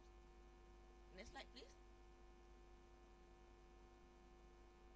Okay, in this presentation, I will use several case issues, case studies, and also examples from the freshwater ecosystems throughout the Southeast Asia countries, where I collaborate with researchers from Indonesia, Thailand, Laos, and also Philippines. Together, we wrote research a paper on managing freshwater ecosystems. We form a group, we call it SEALNET, SEALNET, for Southeast Asia Ecological Networks. Right? Next slide, please. Right. So, ecologically, the freshwater provide us with many benefits. For community, they provide us with fisheries. For example, in Batu Lake in Bali, and also in Temanggung Reservoir in Malaysia. Next slide, please.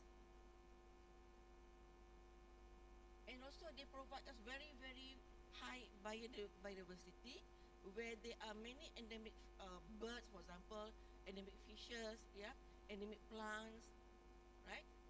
Next slide, please. And also, freshwater ecosystem also, for example,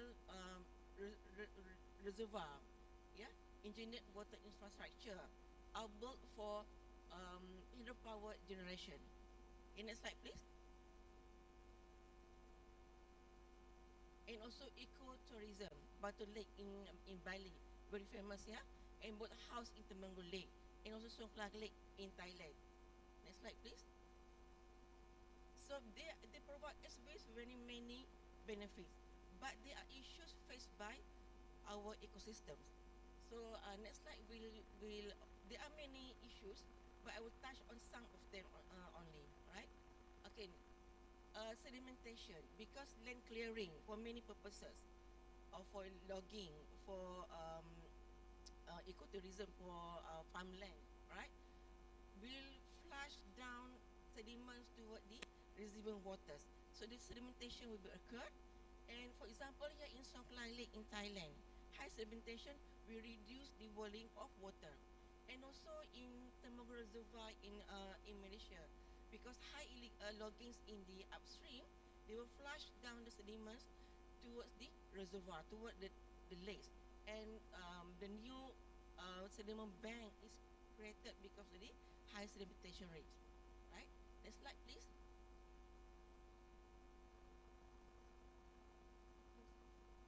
Okay, okay, right. Okay, thank you.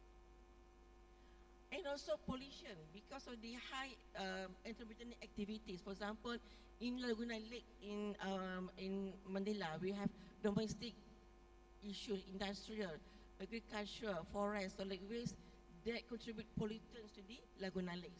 And also in Temenggong Reservoir in Malaysia, for example, we have uneaten because we have aquaculture activities. So uneaten fish pellets will contaminate the lake.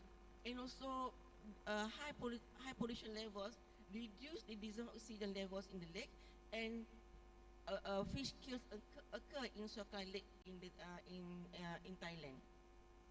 Next slide, please. And due to nutrients, excess of nutrients, eutrophication occur where high level of algae bloom, and they also create blooms of aquatic plants, for example, water hyacinths. I think it's, for example, here, Laguna Lake in Manila, Philippines, covered by excessive growth of water hyacinth, covered parts of the lakes. Yeah. Next slide, please. And also, we have invasive species due to globalization and also climate change. Rapid expansion of invasive freshwater species, yeah, reduce the native species population. And also we disturb the flow regime in the freshwater ecosystem that promote the invasion of introduced and alien species. So alien species are very hardy, it's quite difficult to be controlled, and they can overcome and they can overgrow the native population. Next slide, please. And we have also problems, we lost the biodiversity due to many factors. For example, land and water use change, overexploitation, climate change, pollution, invasive species. All these factors will reduce the biodiversity in our freshwater ecosystems. Next slide, please. Climate change, yeah, globally. So what does the increasing temperature do to our ecosystem? First, they increase the atmospheric temperature, and by increasing the atmospheric temperature, they will affect the hydrological system. High evaporation rate, increase the glacier melting, seasonal change, low precipitation rate, and this hydrological effect will further affect the environment. Increase of sea level, ecological alteration, increased air and water pollution, and all these impact will affect us, social, a community, increase the freshwater crisis, increase energy demands, increase food insecurity, and changing policies. These are the effect of climate change. Next slide, please. And newer factors that pollute our water system is microplastics. The tiny particles of plastic can affect ingestion of organisms, physical harm and reduce growth, and with many impacts of microplastic. And also we have antimicrobial resistance in our systems due to the use of antibiotics. Yeah. So the impact is the spread of antimicrobial resistant genes, and also and so on. And also increased climate atmospheric temperature will drive stratification and oxygen depletion. When the water columns stratified, they are further divided into three layers: epilimnion at the surface, thermocline, and also hypolimnion. So in this, our temperature increase, the hypolimnion become anoxic, less oxygen.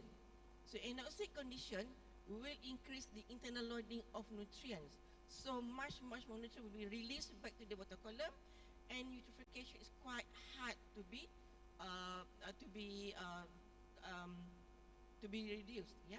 So this the effect of anthropogenic activities, human-made activities, yeah, that challenge that reduce, that degrade our aquatic ecosystems. Right. Next slide, please. So there are also issues, yeah.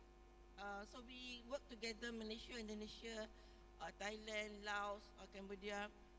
So we can conclude that we are also, other than human activities, there are also challenges in managing our freshwater lake due to governance constraints. Yeah, we have institutional issues, resource limitations, low participation from stakeholders, for example, local communities, lack of pollution control and regulatory instruments, and lack of central database for compilation of scientific information and lake data, sporadic scientific research and development activities, and we have legal and policy issues that challenge our efforts in managing freshwater ecosystems.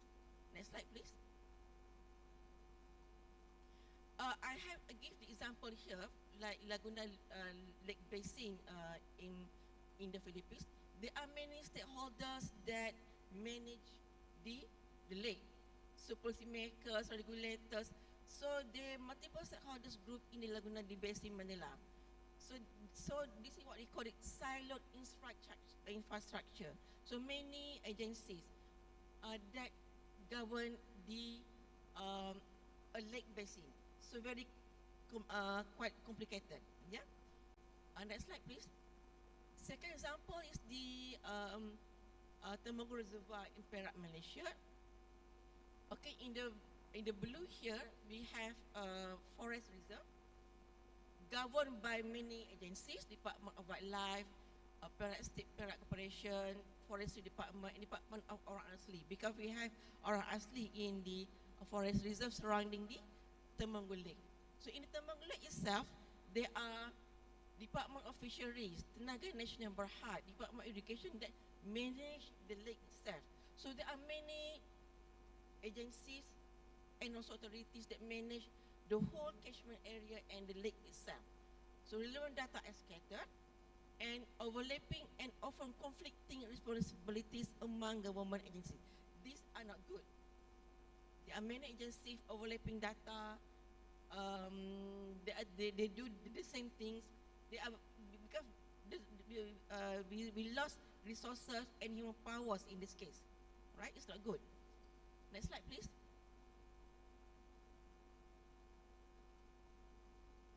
And also we have resource limitation to manage our ecosystem. We need technology, we need money, and we need to collect data and analyze the data. And we need human power to do the monitoring and also the to implement our rules and regulation. All this we need money. Yeah, we need resource, not only in form of funding but also personnel. Yeah, human power. Right, next slide, please. So how we can further manage our freshwater ecosystems in line with today's theme? We can integrate blue aquatic resources with green terrestrial landscapes. Yeah. Next slide, please. So I will define what are blue and green horizons. Yeah. Blue horizon, like blue aquatic systems, yeah, like rivers, lake, wetlands, focusing on the water quality, quantity, hydrology, and so on. And green horizons, because our blue horizons are surrounded by green horizons, right? So they have to be managed together. There should be integrated management by integrating blue and green horizons. Yeah, green terrestrial and water systems connecting water, focusing on vegetation structure, soil health, carbon sequestration, erosion control, and habitat connectivity. So these are blue and green horizons. Yeah. Next slide, please. So the blue-green nexus integrated interactions between terrestrial green and aquatic blue systems, driving ecosystem structure, function, and human well-being. So we have green systems, blue systems, because altogether they are interrelated. Nutrient and sediment will flood from the green horizon towards the blue horizons. And hierarchical connectivity, the movement and connectivity of water from the upstream to the downstream. Surface flow, we have rivers and streams. Subsurface flow, groundwater, atmospheric connection, precipitation, hujan semua tu kan. So evapotranspiration are related from the upstream to the downstream. And those green horizons provide carbon cycling between land and water. So altogether we have to integrate both two, blue and green horizons. Right? Next slide please. Okay. So to sustain freshwater management, not only to protect water, but we have to manage the entire landscape. Yeah, together to put into our action green horizon as well. Yeah, so moving beyond siloed infrastructure, we cannot make work on the fragmented structure. Yeah, we have to work towards holistic, ecosystem-driven approaches. And tropical regions have intense hierarchical cycles, high biodiversity, and livelihood dependence, making integration especially impactful. We have to integrate all, right? Next slide, please. So there are many approaches and techniques to manage freshwater ecosystem, but I only touch only a few on the space only because the limited time. Okay, next slide, please. Okay, we have to integrate. We have to have integrated management strategy, catchment-based management approach. Yeah, to manage land, water, and resource as a connected system, from headwaters to the sea. Because we coordinate activities in the catchment, all right? Integrate management action, land and ecosystem management. Okay, catchment we have upper catchment, mid catchment, lower catchment, and coastal receiving waters. So managing from the upstream toward the freshwater ecosystem, river streams, and towards the coastal, because everything will be end up into the seawater, right? So by managing the catchment-based approach, we can improve water quality and quantity, not only quality but also quantity, healthy ecosystem and biodiversity, reduce disaster risk, sustainable livelihoods and well-being, and cost-effective and long-term benefits. Right? Next slide, please. And also another nature-based solution is riparian buffer zones. Yeah, healthy riparian buffers protect water, support biodiversity, and build climate resilience, right? So from the upland to the riparian zone and to the water, because the riparian zone filter all the pollutants from the aquaculture and also farms, okay, before and up to the river system. From the upland, transition shrub zone, forest zone, before ending to the stream or lake. So without riparian buffers, more erosion and sediments, higher pollutant and nutrient loads into the receiving waters, warmer water, and because the pollutants and also sediment will trap heat, so the water become warmer and reduce the oxygen levels, loss of habitat and biodiversity, and greater flood risk and damage. Yeah, next slide, please. Because the chairperson looking at me, so I get nervous because it's time. Okay, another nature-based solution is wetland restoration. We have to restore wetlands. So degraded wetland, poor ecosystem function, low resilience, but in restored wetland, the ecosystem are healthy, resilient communities. Resilient communities meaning that communities that can sustain their survival. If there is any disturbance, they can easily back to the original states. Yeah. So how wetland work? Yeah, because wetland filter the pollutants, nutrients, and can provide habitat for the biodiversity, stabilize the shoreline, and so on. Right. Next slide, please. And also we have to conserve forests.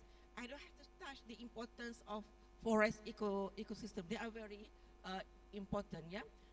And without the forest, what will happen to our ecosystem?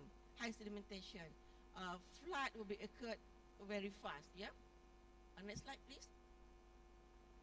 And also, this graph shows how the high in forest cover reduce the flow of water, right?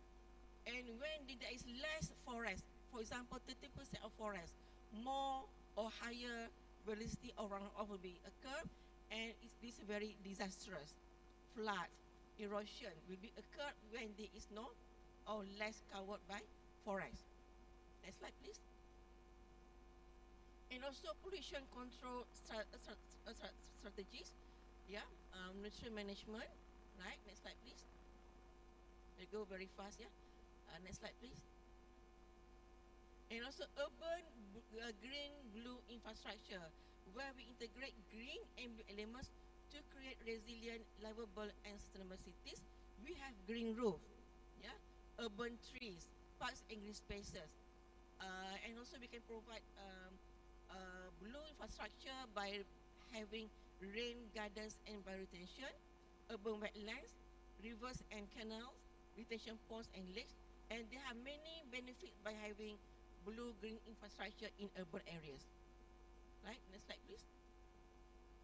And also, we normally monitor our ecosystem by monitoring chemical and physical parameters, but it's highly to include biological bioindicators, where we use organisms response toward any pollutants or degradation in our aquatic system. Yeah, together by combining biological, chemical, and physical bioindicators, they form a holistic environmental assessment.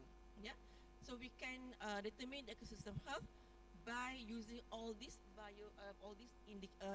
indicators: biological, physical, and also chemical. Right. Next slide, please.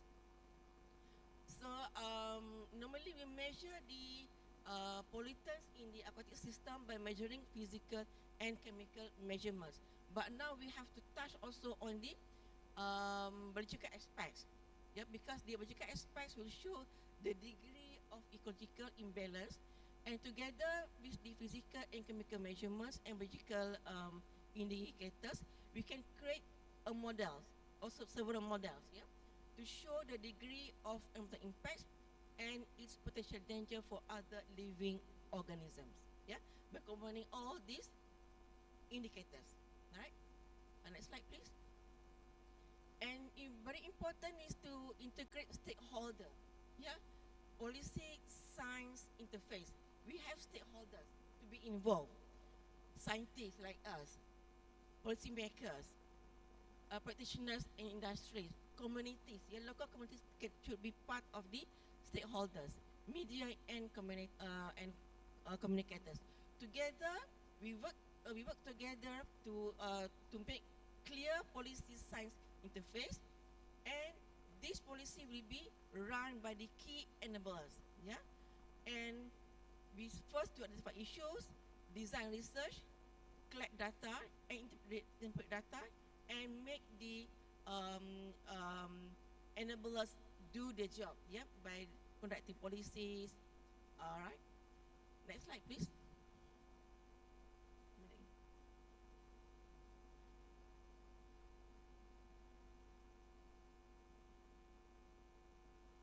All right, all right.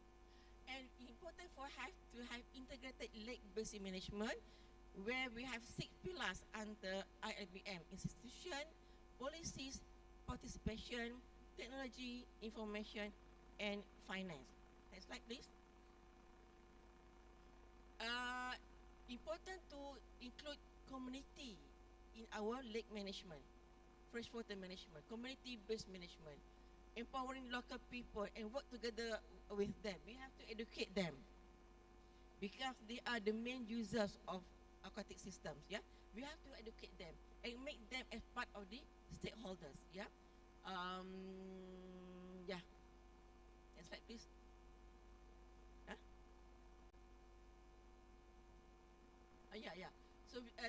These are the example from Malaysia. We have Klang Basin management, Sungai Johor Basin, Terengganu River Basin. So Klang River located in the longest river is Langor. So we have several initiatives, and also Sungai Johor, because shared by Malaysia and Singapore, source of raw water for millions of people. We have several key initiatives, and the same goes for Terengganu River Basin. Right. Next slide, please. So we have to integrate all the ecosystem multi frameworks. First, by planning, driving forces, identify all the problems, and monitor our accounting systems by using biological components, physical components, and physical, and how do they impact to the social community. And we use technology, and how we integrate data and analysis, output, and become to the management plan. Right, next slide, please. Okay, for source of funding, a good example for Laguna Lake in Manila, Philippines. So Laguna Lake developments are managed by Laguna Lake Development Authorities, or LDA. So they have many revenues to increase their funding. They have fees, fines, and penalties, permits, liability services, and also investments. They are good example in managing how can we increase our findings. Next slide, please. Right, and policy frameworks and regional collaboration. Next slide, please. Okay, we have to strengthen transboundary freshwater governance like we have today. We collaborate together. And next slide, please. A good example here, this photo shows how Southeast Asian Numerical Network (SINET) is formed. Collaboration between Indonesia, Philippines, Malaysia, Thailand, and also Laos. Yeah, started in 2013. Yeah, Dr. Loki Subihi, I work closely with him. He's now director of Research Center for Limnology in Logor. We collaborate together, we do sampling together. Dr. Luki co-supervised my PhD student. We publish paper together. And Mr. Lenny is very prominent in Laguna Lake management, right? Next slide, please. Is this my water? So, SILNEC was formally formed during the World Lake Conference in Bali in 2016. So the photo shows here Dr. Fauzan Ali, former director of Research Center for Neurology in Bogor, and also the Prof. Tri from Diponegoro University or Undip, and also several Malaysian, Indonesian, Thailand, Philippines scientists. Together we work to manage our lake ecosystem. Next slide, please. So SILNET was formed with our own objective. Next slide, please.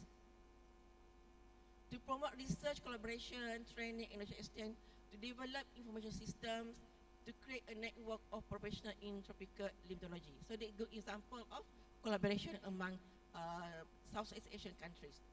Next slide, please. So for the conclusion, next slide, please. Next slide, please.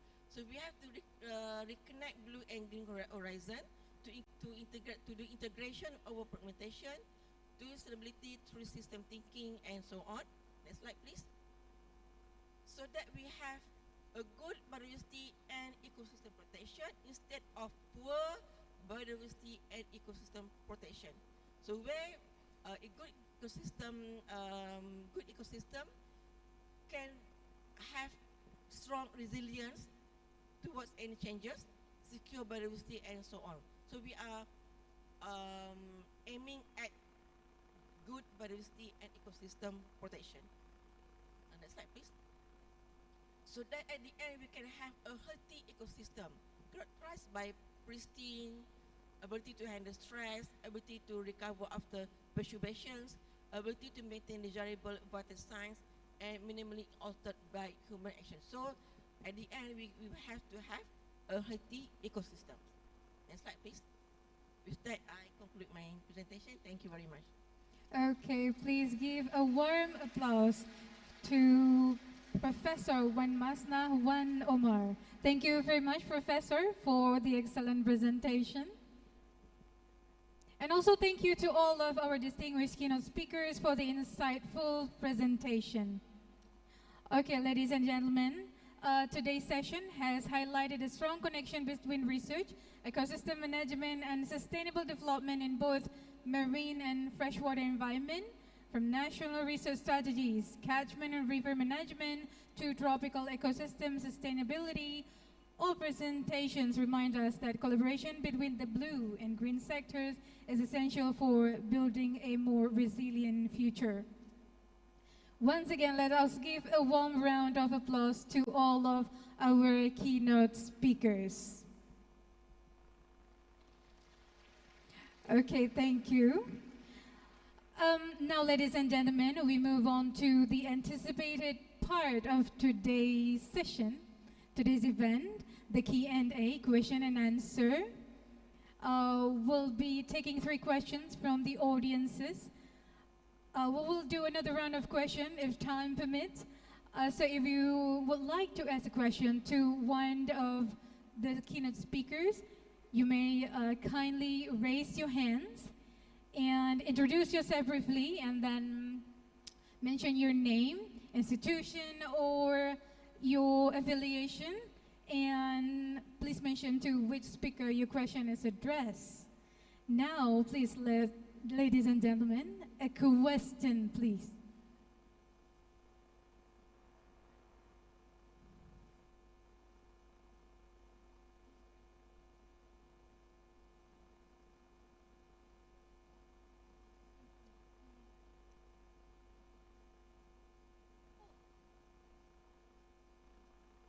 Okay, sorry, it seems like we have one question from the gentleman on this side. May someone from the committee member to assist with the microphone, please? Mohon bantuan mikrofon untuk Bapak yang ada di sebelah sini. The microphone, please. Yes, may we have someone to assist with the microphone? Do we have another microphone, or should we get this one?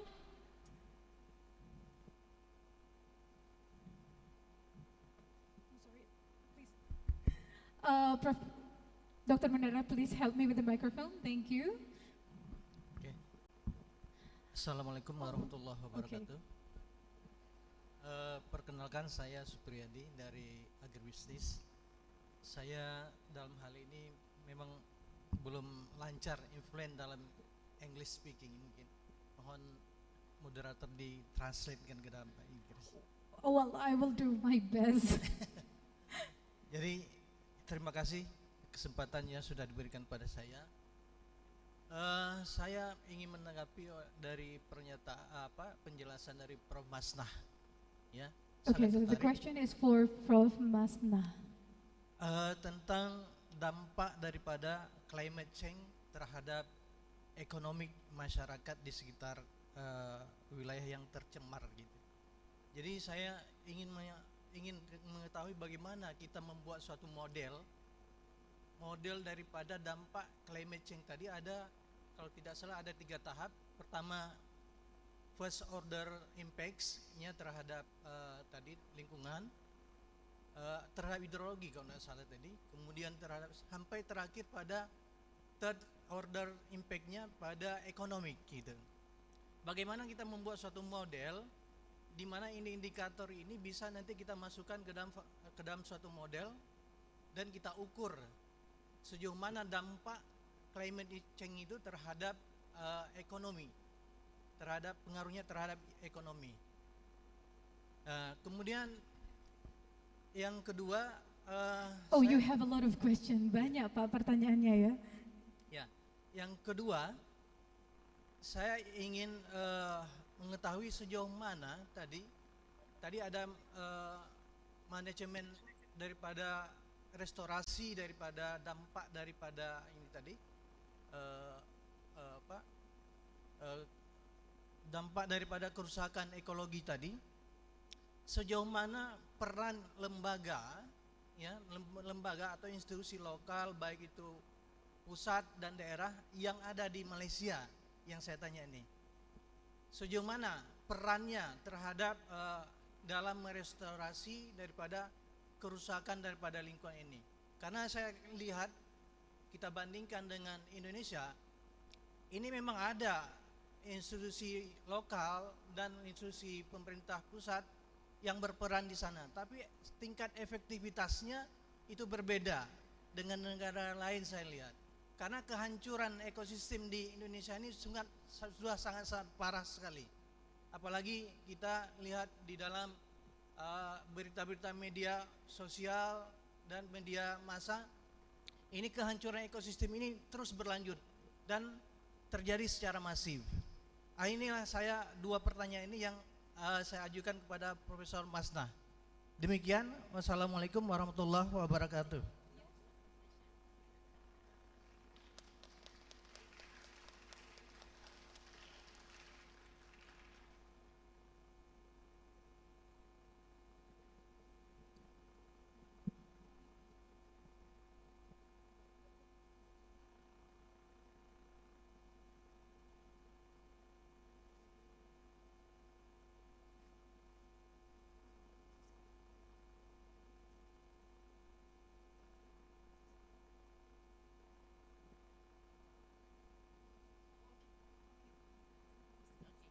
Okey, satu soalannya berkenaan impak climate change kepada ekonomi kan.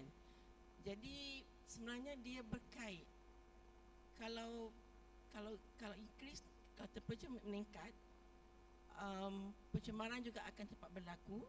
Okey, ocean acidification berlaku. Okey, jadi kalau contohnya ocean acidification, pH jadi lebih acidic. Jadi kehancuran populasi ikan berlaku. Dan contohnya di populasi komuniti nelayan di Pulau Pinang contohnya, mereka perlu mendapat ikan ke tengah laut. Sebabnya mungkin kemudian sebab faktor peningkatan suhu. Jadi ikan-ikan tu sebab contohnya di Pulau Pinang, tambakan laut meningkat. Jadi suhu laut meningkat. Jadi ikan terpaksa ke laut dalam untuk menghindari daripada suhu yang tinggi. Jadi banyaknya kalau peningkatan suhu akan musim tumbuhan ladang juga berubah juga kan. Jadi akan impak kepada ekonomi kita. Ada kita saya menjawab? Boleh ya Pak? Dan soalan yang kedua berkenaan dengan polisi ya. Sebenarnya semua negara termasuk Malaysia kita ada polisi, regulasi. Tapi contohnya di Malaysia, di dendanya mungkin sedikit.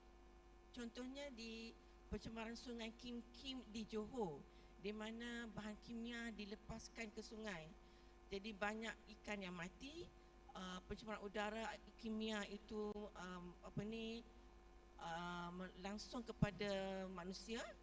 Jadi dendanya walaupun banyak, mungkin RM50,000, tapi didapati kilang yang melaksanakan yang menyebabkan pencemaran itu adalah kilang daripada Singapura. Jadi mungkin bagi Singapura RM50,000 itu dia sedikit. Jadi dengan senang je dia membayar denda.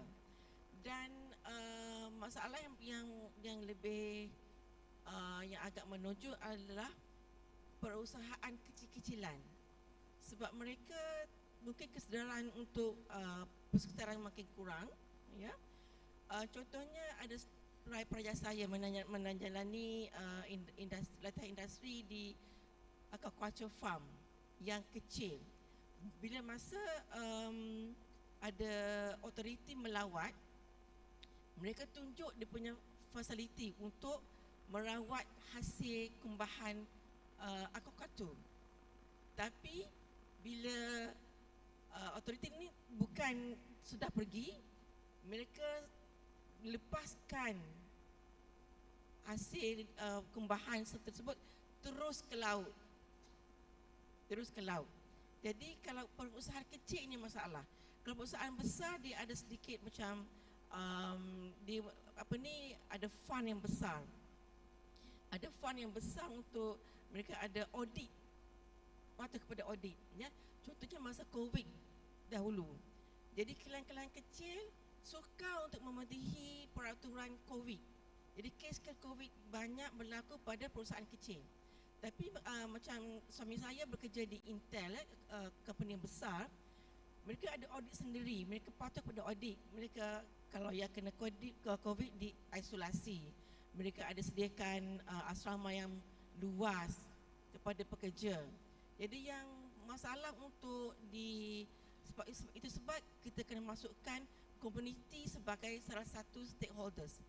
Kita akan perlu integrate mereka dalam any activities, ya. Dan contohnya dekat Temanggung Lake yang saya tunjuk tadi, kita ada orang asli. Agak sukar untuk bagi education dekat orang asli. Sebenarnya kerajaan telah menyediakan satu tempat untuk mereka tinggal.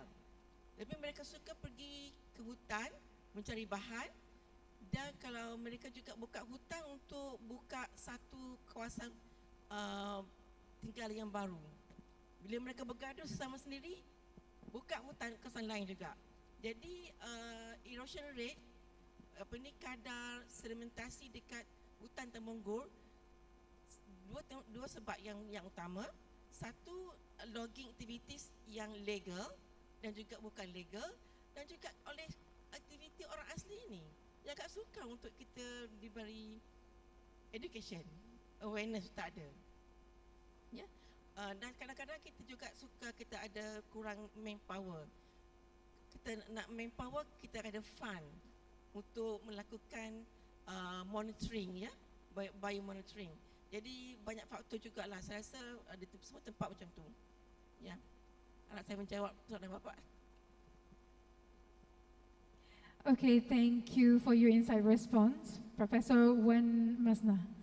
Ladies and gentlemen, due to time constraint, we need to limit the question into one question only.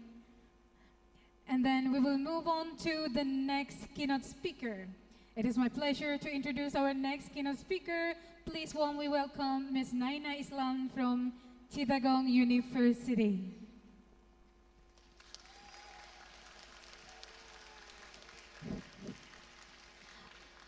Ms. Islam is an assistant professor at the Institute of Marine Sciences, University of Chittagong, Bangladesh, with professional expertise in environmental sustainability, marine pollution, plastic circular economy, and environmental management. In addition to her academic career, she previously served as senior manager in the environmental sustainability department at 4H Group, where she was actively involved in sustainability strategies, waste management, pollution reduction, and environmental impact assessment initiative. Her research and publication focus on marine biodiversity, fishery sustainability, ocean plastic pollution, and sustainable coastal management, with several collaborative projects on environmental conservation and circular economy approaches in Bangladesh. However, ladies and gentlemen, before we continue to the next session, Ms. Naina Islam would also like to present a token of appreciation to Rector of Universitas Teguh Umar, Bapak Profesor Ishak Hasan. Okay, please welcome, Professor Ishak Hasan to come forward to the stage. Yes, please come to the stage.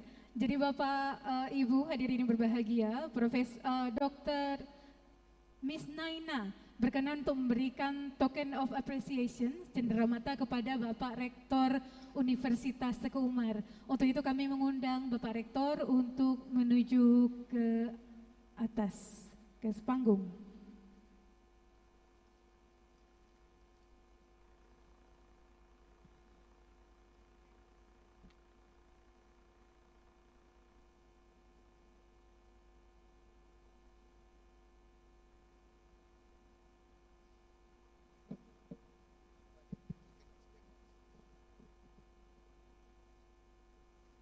Thank you very much. It's a just token of appreciation. I work in plastic waste management in Bangladesh. So this is my research publication book, and Also, now we use plastic material pen, but these pen are based on only for paper. All pen are made of paper. These are biodegradable. When we use it and throw anywhere, it decomposes. But plastic was not decomposed. And it also a token of love for say no to plastic, not only in Bangladesh, is all around the world. Say no to plastic. Thank you very much. Thank you.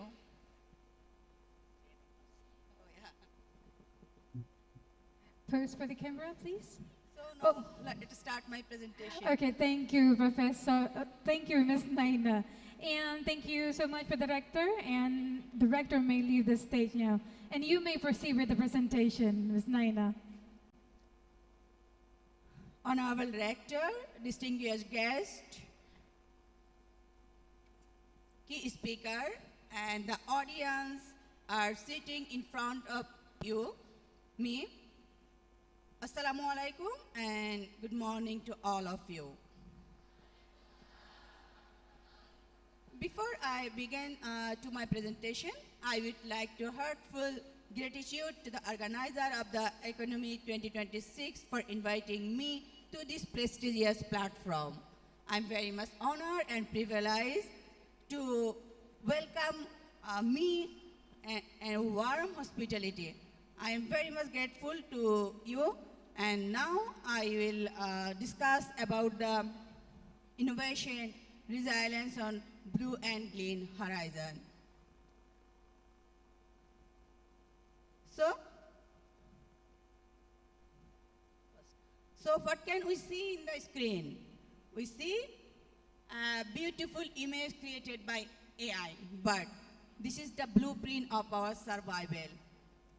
In this conference, we see the theme blue and green.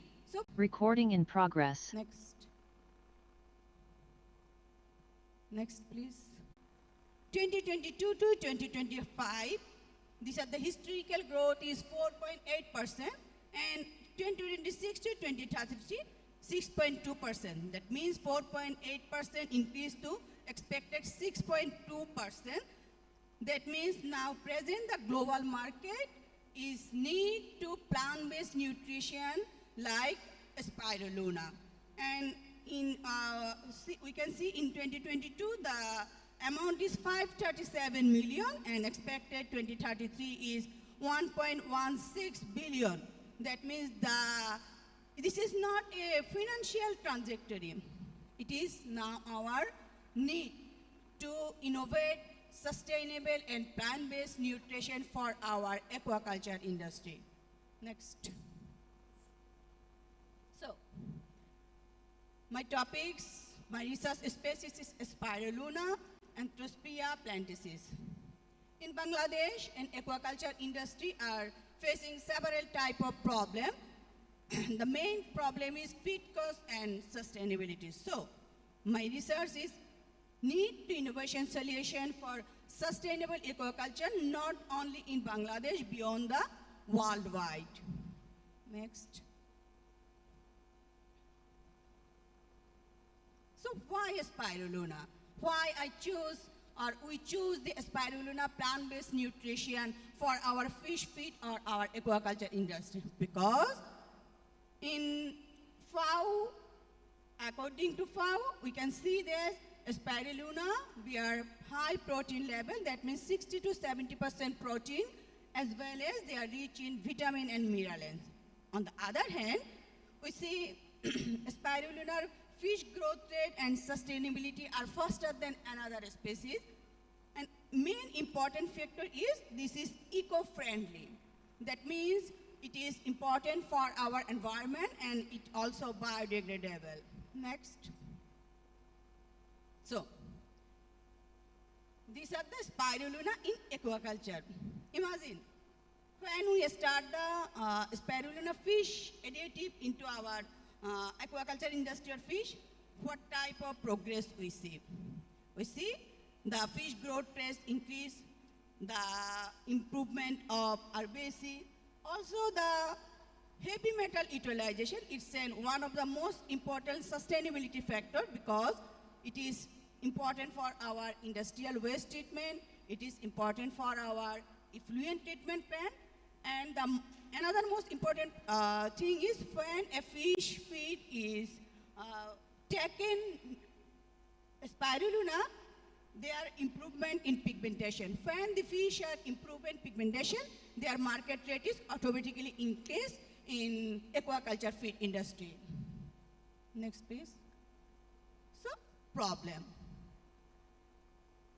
Now, if you imagine you have a bakery or you have any type of industry you own, but most of the product imported from the other countries. So, what can we survive? We cannot survive.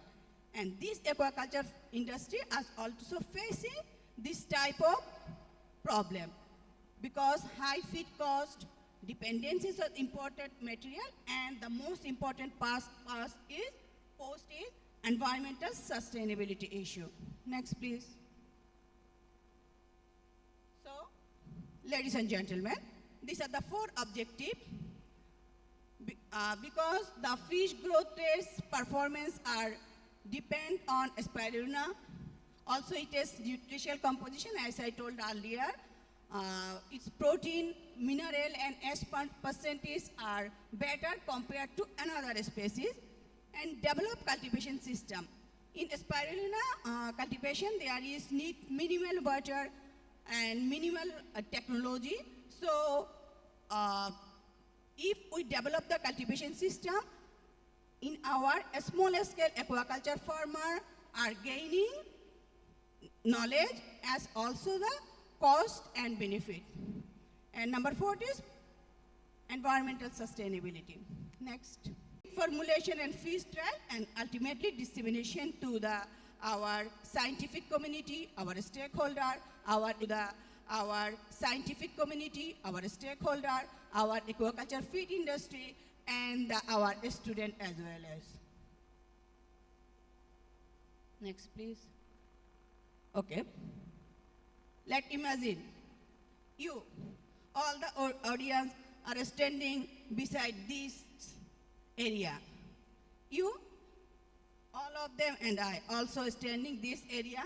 This is not a image of our culture place. This is the reality. This is the real place, real people, real community. We work in spirulina cultivation. Next. So, we cultivate spirulina in 3 different workflow. Number 1 is in indoor culture. When the indoor culture is successful, and this indoor culture is our laboratory-based culture, here our students are taken knowledge how to spirulina cultivate. Then we transfer it to the outdoor culture, and finally we transfer to the musk culture for a smaller scale feed industry for our aquaculture farming sector. And these 3 culture, we set the several type of environmental variability. Look at this: temperature, dissolved oxygen, pH level, and salinity. And these are all 4 factors are set to this culture technique. Next, please. And the previous slide, we see the 3 types of culture: indoor, outdoor, and musk culture. And 3 types of culture, we use 3 types of different media. Number 1 is corrosive medium, number 2 NPK, and number 3 Jaruk medium. And later slide we discuss which medium are suitable and less cost effective for our farmer. Next, please. So we prepare our pond for musk culture activation and mother seed inoculation. First picture you saw the water is blurred, and the last picture we see the water is deep green. That means spirulina culture is developed day by day. It is very challenging and critical phase of this cultivation because if the mother seed inoculation sample is very weak, the production is not a standard level. Next, please. please start the harvesting process. It's in video. It's in video. This is an Untuk tim harvesting humas, process. jadi ini adalah video dan Miss Naina mau videonya diputar. Terima kasih.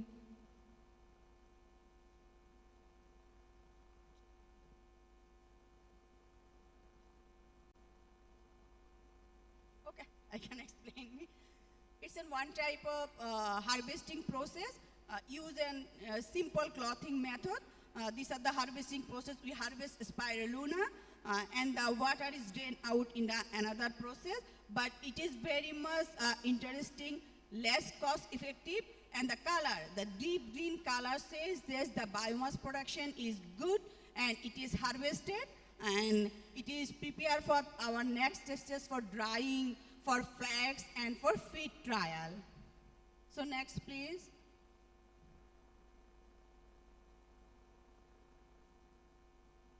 So next, when we harvested a spirulina, it's also a very simple and easy technology to extract the water from this filtration process. These are also a very simple technology. There is no complication technology because it's spirulina cultivation. We are activated for our small scale and medium aquaculture, fish farmer or fish industry. We can extract the water, then we can just collect the wet biomass. Next please. And after extracting the water, this is the drying technology. When we dry it in normal sun drying. So various type of drying technology we applied. Next please. After drying, we store it in vacuum jar. This is called flax. And this flax, this jar shows how green the spirulina flax. Deep green shows the healthy and nutritional base spirulina, and we apply for fish growth and fish culture. Next please. So, what can I say? This is the SGR, specific growth rate. Previous slide we mentioned, we use 3 type of medium, Jaru, modified, and NPK. But in this picture, we can say is NPK achieve high SGR, specific growth rate in fish 0.223. That means NPK is the best and less cost effective. On the other hand, Jaruk and modified media is expensive and it is used in hazardous chemical. So we use NPK in fish trial, and other side you see VCC, cell concentration also high. So the green color NPK is almost about 3 lakh cells per milliliter in spirulina culture. Next please. These are also the nutritional composition. It is compared for our culture species compared to global standard level. And we can see by both 2 pictures, protein, fat, carbohydrate, ash and moisture. These are more or less standard to global standard level. So I think this is the best for spirulina in our fish growth. Next please. And this is the spirulina feed. We use 5 gram, 10 gram, 20 gram and compared to control group. And we find the best result in 5 gram. When we add to the fish feed, is 5 gram give the best result. Next please. And these are the overall cost benefit analysis when a fish farmer cultivate aquaculture or a spirulina in their fish pond or tank. So cost is the main effective factor. If cost is very high, then aquaculture industry not survive. A small and medium entrepreneur also not survive. So cost benefit is the most important part in our design or in our culture. we find that 2.19 years, that means between 2 years, we can benefit our profit. Next. So, every promising solution or every successful work have faced different type of challenges. So ours one is not exception. When we culture the spirulina, we face several types of challenges. Due to time shortage, I can just throw the number one is environmental variability, because in Bangladesh or as well as Indonesia, their environment is more or less same, and it is variable because in rainy season or winter season or a hot season, that means summer season, the temperature variability is ups and downs. So it is the most challenges in spirulina cultivation. And the other one thing is technical problem, because technologically we are not updated. And when we technology updated, it also interlinked with the cost. So cost is the main factor. And other main factor is skilled manpower to this industry. Next, please. So, before I leave this stage, I want to conclude that the three main factors is the main thing work in spirulina growth. It's an economic value and sustainability and global relevance, because we can say spirulina is the green gold revolution, green gold industry. Next, please. So, this is what. In conclusion, I want to thank again the audience, the organizer of ICONAMI. This is not just a conference. If our innovation we express in audio, publication or conference, this is not upward. So, in this conference, this is not just a conference. It is a knowledge sharing platform. This is not two countries border. It is a central of knowledge hub, knowledge sharing between Bangladesh and other countries. So I leave this podium. I'm very much privileged. I am share my innovation. I am sharing my research, and all other presenters. There are any other more than 2 or 3 keynote speakers also present their innovation or finding. So this is I think a knowledge sharing platform. So these are the end of my presentation, and I think this presentation or this conference theme is from local research to effect in our global impact. So thank you again, and Tarima Kashe, and the floor is in yours. If any type of question, feedback or comment, you can ask me. Thank you very much. Okay, ladies and gentlemen, please give the warmest applause to Ms. Naina Islam. Thank you, Ms. Naina Islam, for the informative presentation. I do agree with what you said. This conference is knowledge sharing platform. Okay, thank you. Ladies and gentlemen, it is now a pleasure to introduce our final keynote speaker for today. Yes. Oh yeah, you may go back to your seat. Thank you very much.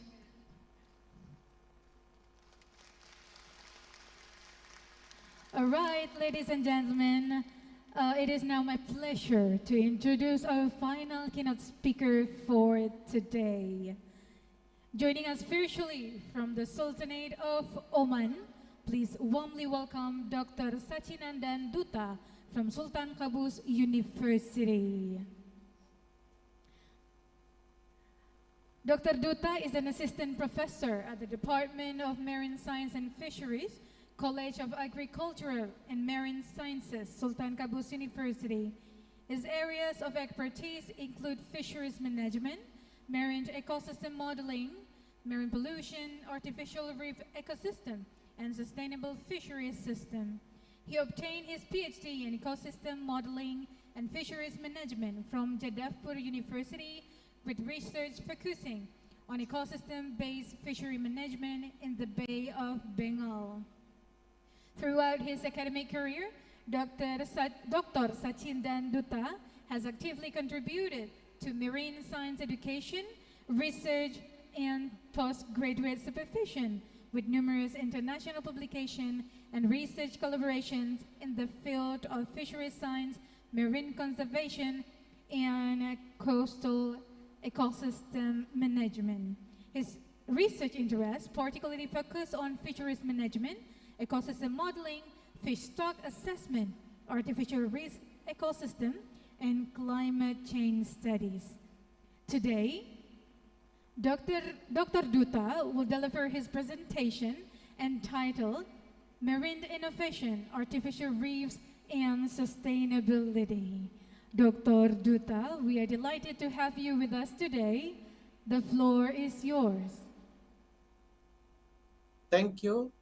Thank you for inviting me, and also thank you for introduce me. I have one question that can I change my slide myself, or who will change my slide? It's better if I can. I'm sorry, Dr. Dutta, I'm afraid we can't really hear your voice. You cannot hear my voice? Hello? The volume, Mr. Dutta, I'm afraid we can't really hear your voice from here. I think it's working fine. Now it's okay? I don't think it's working still. Not that much. I think you should put it closer a little bit. Yeah, it's The far microphone. closer. Yes, it's close. Maybe increase the sound. Atau mungkin dari tim humas bisa membantu untuk menaikkan volumenya sedikit.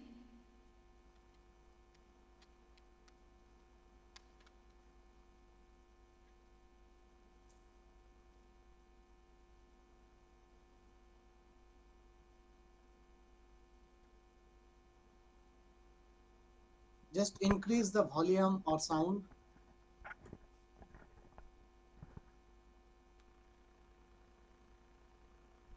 Is it okay now? Oh yes, perfectly fine, thank you. You may proceed with your presentation. Okay, good, good. Yeah, thank you for inviting me in this conference, and also thank you for introducing me. I'm not spending too much time because its time is already short, and it's 20 minutes only, and it's a long presentation. I don't know I can finish in time or not. I have only question that can I change the slide myself, or who will change my slide? I cannot change my slide here. Oh, you can So do that. it's, yeah, it's better if Is I it working allow now? me to. It's working, but it's better if you allow me to, what is called, to share. Or maybe someone from our team could help you with that. Dari tim humas, Bapak Duta minta tolong untuk mengoperasikan slide beliau karena sepertinya agak susah dari beliau. Just allow me to share my slide, so I can control the change the slides.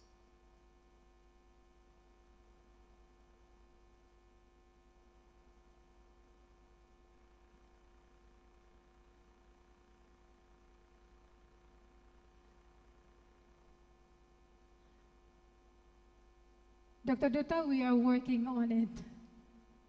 Okay, no problem.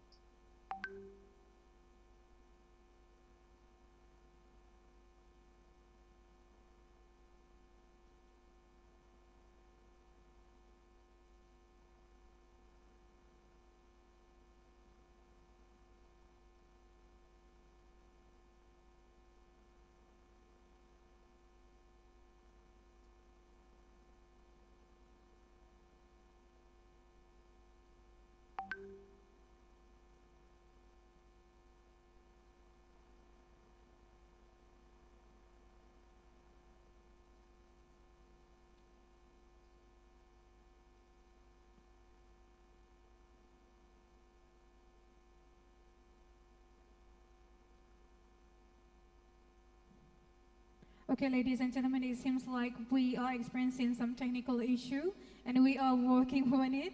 So please bear with us for a moment.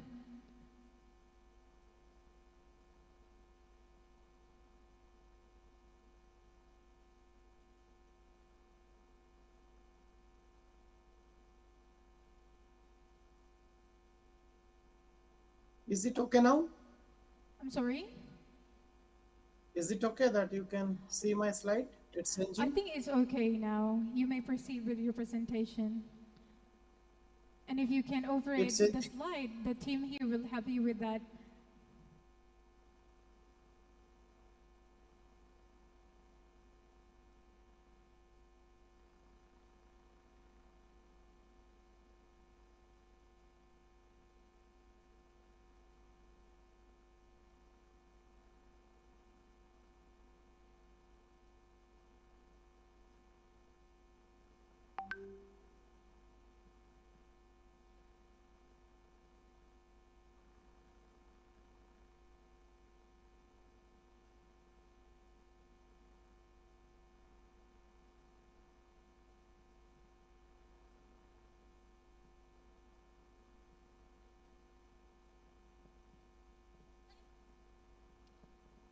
Slides are visible or not? Oh, the slide is not visible. You may proceed with your presentation. How I can proceed without the visibility of the slide? You can say next, and the team here will operate that for you. They will move the slide to the next slide. Okay, then make the presentation on the full screen. I'm sorry, Dr. Duta. I'm afraid I can't really hear you. But the slide was visible.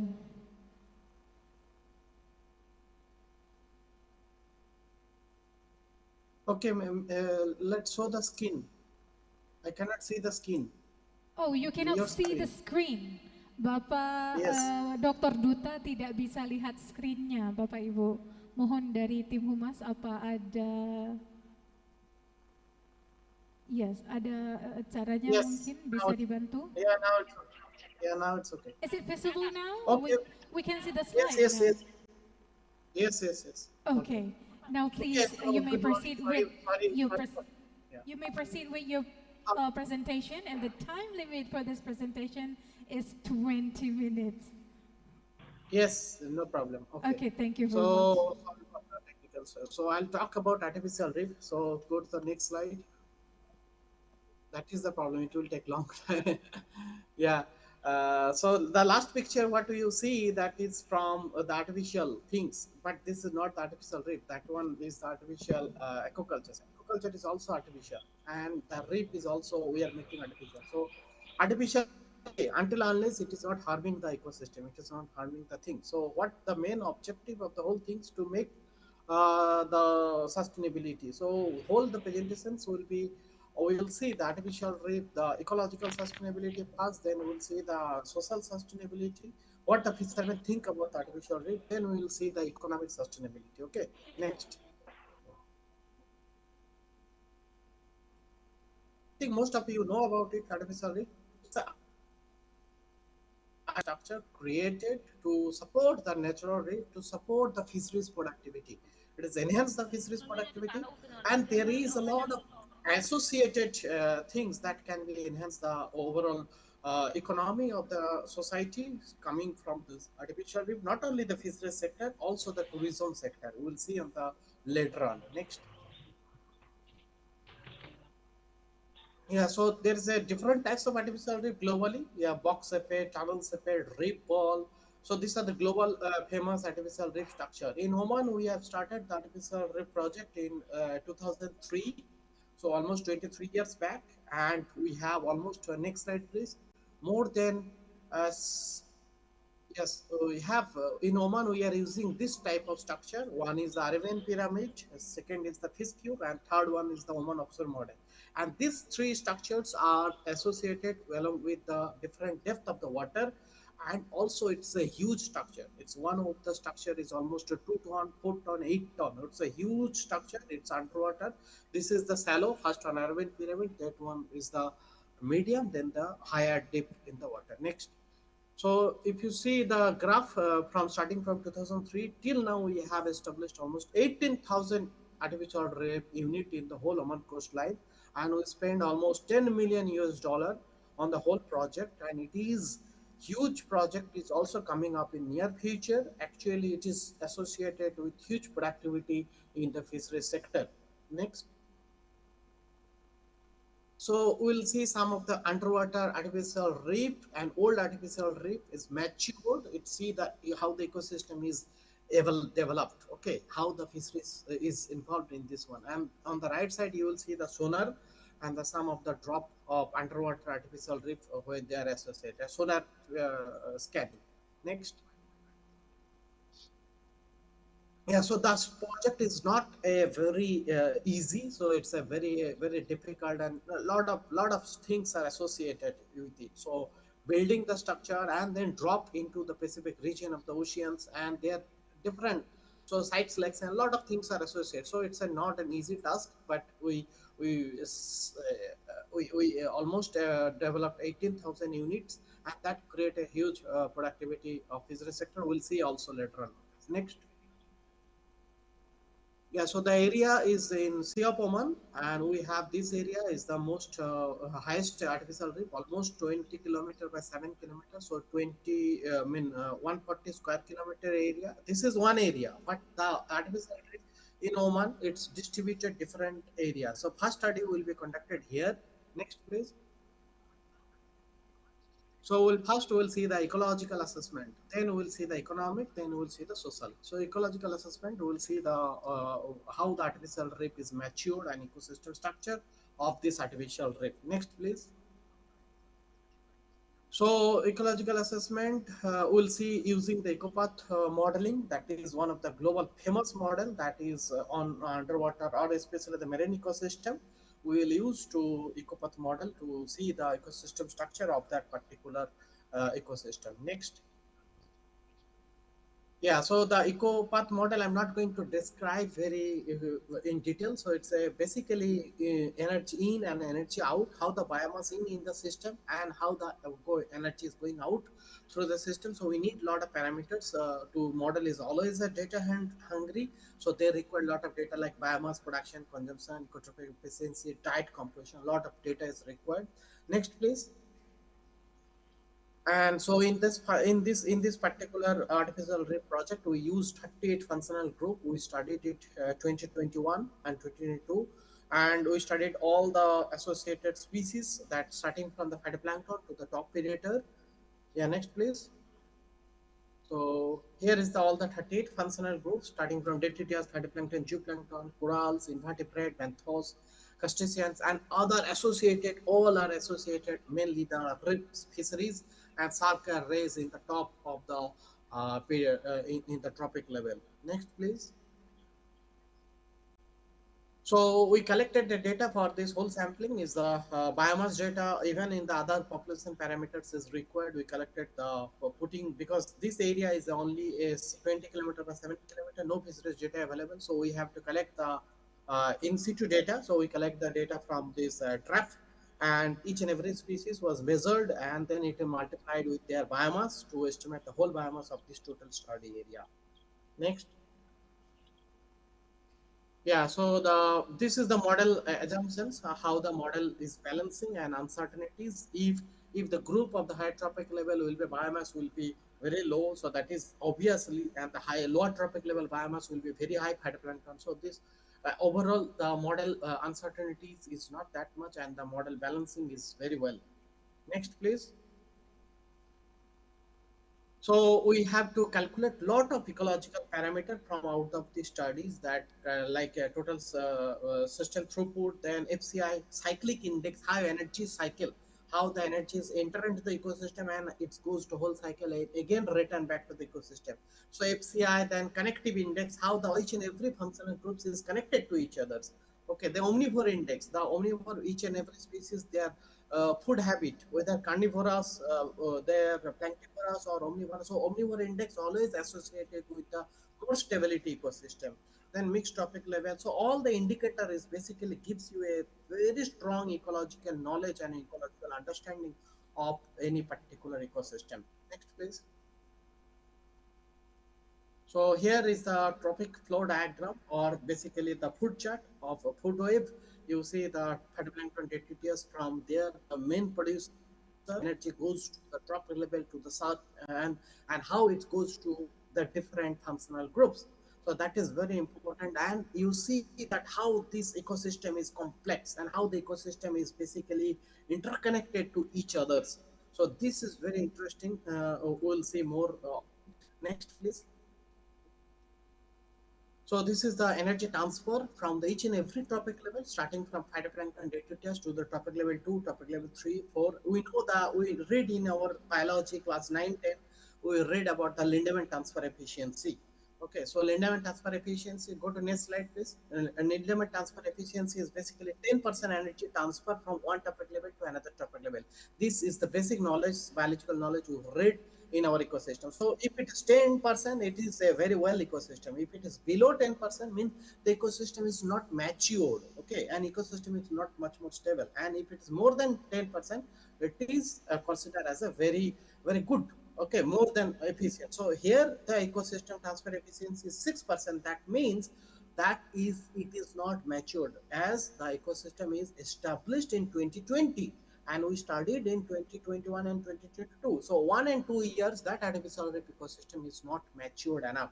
So here is the mixed topic level, how the each and every functional groups interact to each other, positive impact to negative impact. So if you see in the lower functional groups that the phytoplankton, detritus, benthos, they are giving to positive impact to the ecosystem because they are the main source of the energy. And on the other hand, the upper level, if you see, they are basically red. They are giving negative impact to the ecosystem because they are predator. They are taking from the system. Okay, next slide, please. And here's the ecological niche. I think ecological niche, you know, the normal basic biological knowledge. So ecological niche where their prey and predator are same. On the right top corner, they are basically their habitat, their prey, predator, all are similar. And the left corner, it is they are totally dissimilar species. I mean, their food habit, their habitat, their prey, predator, all are totally separate. So similar species and dissimilar species, ecological niche here. Next. So these are the overall statistics of the ecosystem. So it's very transfer efficiency is very well. Okay, it's well, I can say, but in terms of maturity, it's not matured. Overall mean trophic level is the 3. It is not a higher trophic level ecosystem because it's already established recently. So connective index is also very low. System omnivore index, you can see it's also low. Fin cyclic index is also. So all this indicator is basically, as I discussed earlier. So all these ecological indicators indicate that. Next slide, please. The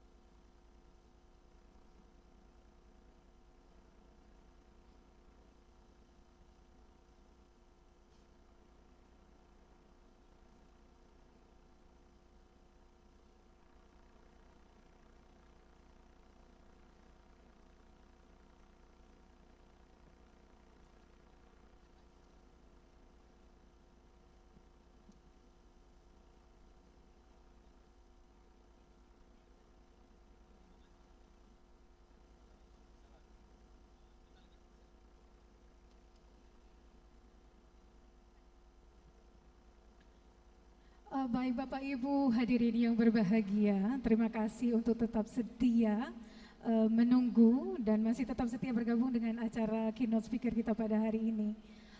Tim dari Humas kita sedang bekerja untuk memperbaiki sistemnya. Untuk saat ini, untuk Zoom itu masih berlangsung Bapak Ibu. Jadi di Zoom itu tetap langsung seperti biasa. Jadi yang ada technical issue itu hanya di kita saja. Dan saat ini tim dari Humas sedang bekerja untuk memperbaikinya. Mohon bersabar sebentar lagi. Terima kasih. Jika masih ada snack-snack yang tersedia, silahkan menikmati snack-snack tersebut. Terima kasih.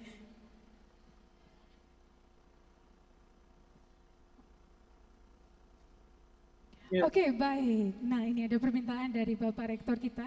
Bapak Ibu hadirin yang berbahagia, ladies and gentlemen, if you wish to ask questions to our keynote speaker over here, okay, Miss Naina Islam and Prof. Wan Masnah Wan Omar, if you wish to ask a question, you may raise your hands. Oh, we got one over here. Yes, yes. The girls with black hijab, please. Please proceed to the microphone.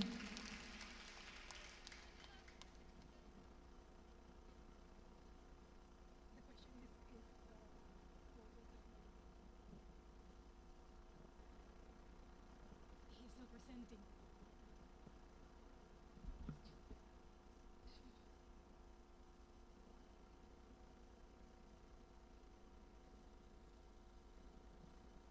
Okay, what's your name? Assalamualaikum warahmatullahi wabarakatuh. Izinkan perkenalkan diri, nama saya Sausan Rizky Salsabila dari Prodi Bisnis Digital Fakultas Ekonomi dan Bisnis. Oke, Sausan, silahkan lanjutkan ke pertanyaannya singkat saja karena kita sudah terhubung kembali dengan Zoom dan Bapak Duta.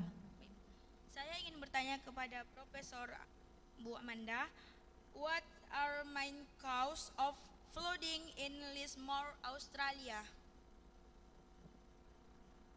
The question is for Professor.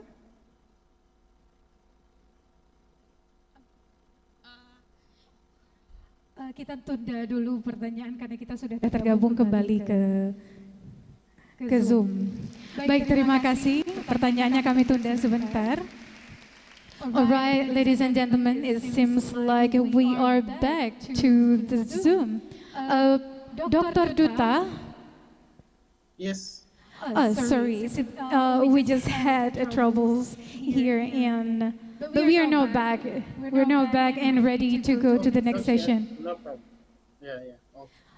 Okay, Dr. Duta, thank you for your presentation. And now, ladies and gentlemen, we're gonna move on to the last Q&A for today's event.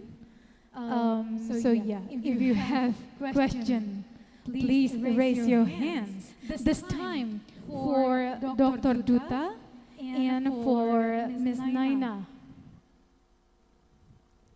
Bapak Ibu hadirin berbahagia, jika memiliki pertanyaan yang mau ditujukan kepada Dr. Duta atau Ms. Naina, boleh tunjuk tangan. If you have any question, we have one over there. Yes, please proceed to the microphone over here.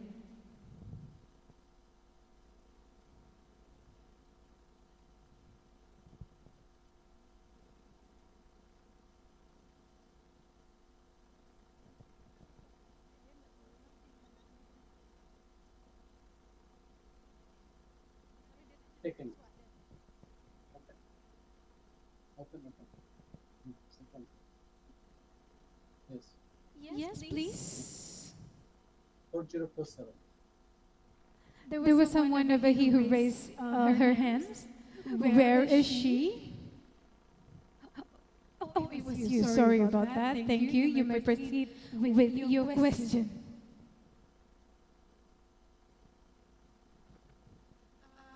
Assalamualaikum warahmatullahi wabarakatuh.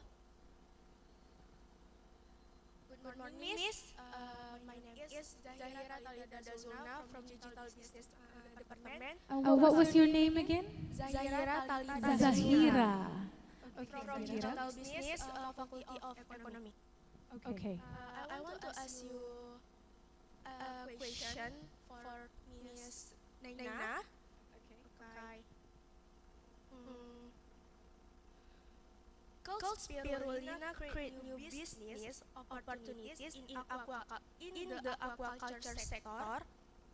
Okay, can you please repeat the question?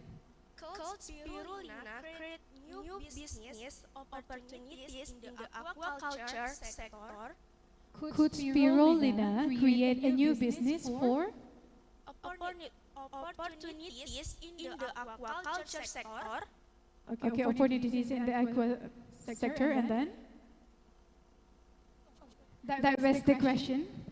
Ms. Naina? Thank you. Thank you, Zahira, for your question. Obviously, spirulina is the opportunity for aquaculture sector because in cultivation there are need minimal water, and it is very cost effective, and it is sustainable for our environment, or it is also the additive fish additive, because I say my presentation 50 to 70% are protein as well as vitamin and mineral. So it is the various prosperity in our aquaculture for cultivation of spirulina. Thank you. Thank you, Miss. Okay, thank you. And okay, now we have another chance for you guys to ask question for Dr. Duta this time, Pak Rektor. Yes. Is there anyone who want to ask question to Dr. Duta? You may raise your hands.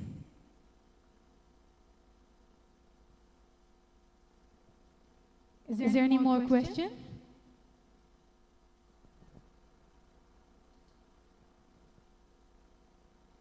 Profesor Amanda is no longer online. Profesor Amanda sudah tidak online lagi, Bapak. Jadi untuk pertanyaan kepada Profesor Amanda harus kita hold. Terima kasih. Okay, the last question. Oh, we have one over here from this lovely lady. Yes, please. You may proceed to the microphone.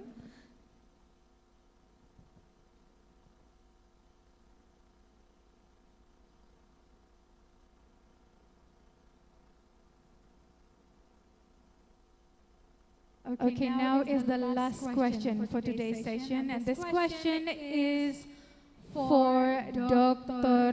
Duta. Doctor, are you still with us? Yes. Oh yes, Dr. Duta is still with us. Assalamualaikum warahmatullahi wabarakatuh. I'm sorry for question is for Miss Naina. Perkenalkan, nama saya Nur Auliana dari program studi Ilmu Kelautan Angkatan 23. Izin moderator, saya ingin ditranslatekan. I will try my best.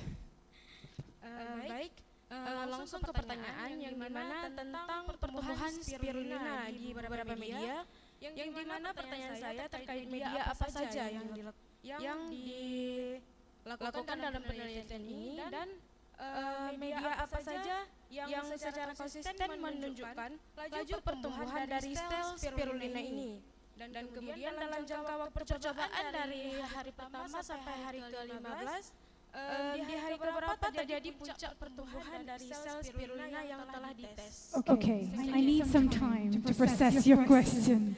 Okay, the first question is. Oh, you're familiar with spirulina. So you're asking? Yes, what kind of media is the best for spirulina growth?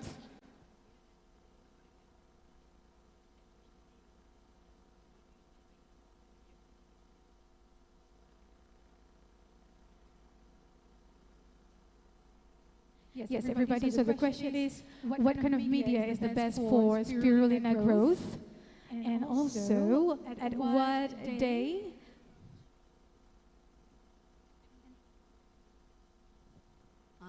Thank you. Thank you very much for your nice question. So, I told my slide 3 types of media use, Jurassic media, Karsic media, and NPK media.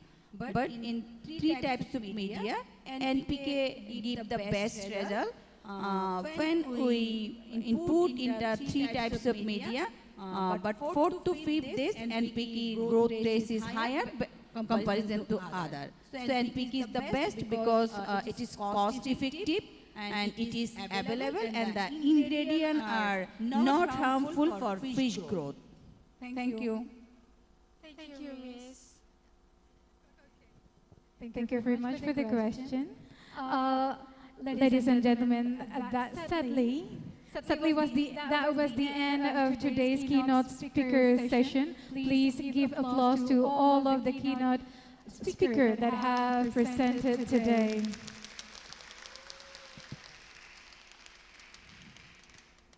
Okay, thank you.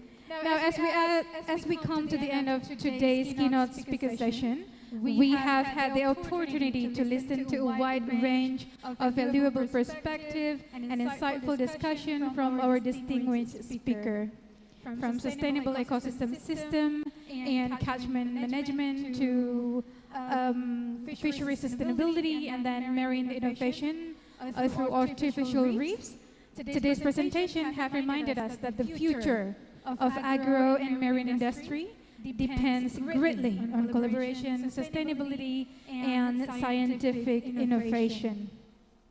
We also have seen how environmental challenges are deeply interconnected across a region and countries, and how meaningful solutions require not only scientific research, but also strong partnership among universities, government, industries, and local communities.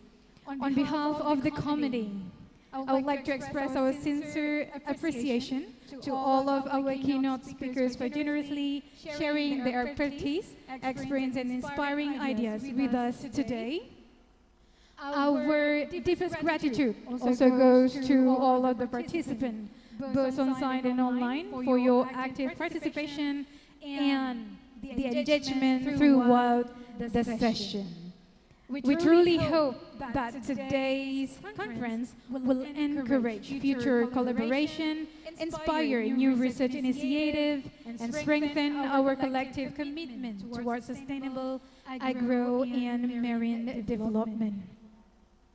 With that, we conclude the keynote speaker session of the International Conferences on Agro and Marine Industry.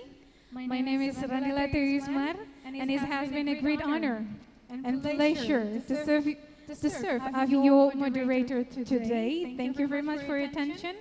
Wassalamualaikum warahmatullahi wabarakatuh. Okay, ladies and gentlemen, before we conclude this session, we would like to inform all participants that the parallel session presentation will begin at 2 p.m. We kindly ask all presenters and participants to be prepared and attend their respective parallel session room on time. Bapak, Ibu, serta hadirin yang berbahagia, sebelum sesi ini berakhir, kami ingin menginformasikan bahwa presentasi parallel session akan dimulai pada pukul 2 waktu Indonesia Barat. Kami mengharapkan seluruh presenter dan peserta agar dapat mempersiapkan diri dan hadir tepat waktu di ruang parallel session masing-masing. Selain itu, bagi peserta yang ingin mengklaim sertifikat kegiatan kita pada hari ini, silakan melakukan scan pada QR code yang ditampilkan di layar dan kemudian dapat mengikuti petunjuk yang tertera. Terima kasih.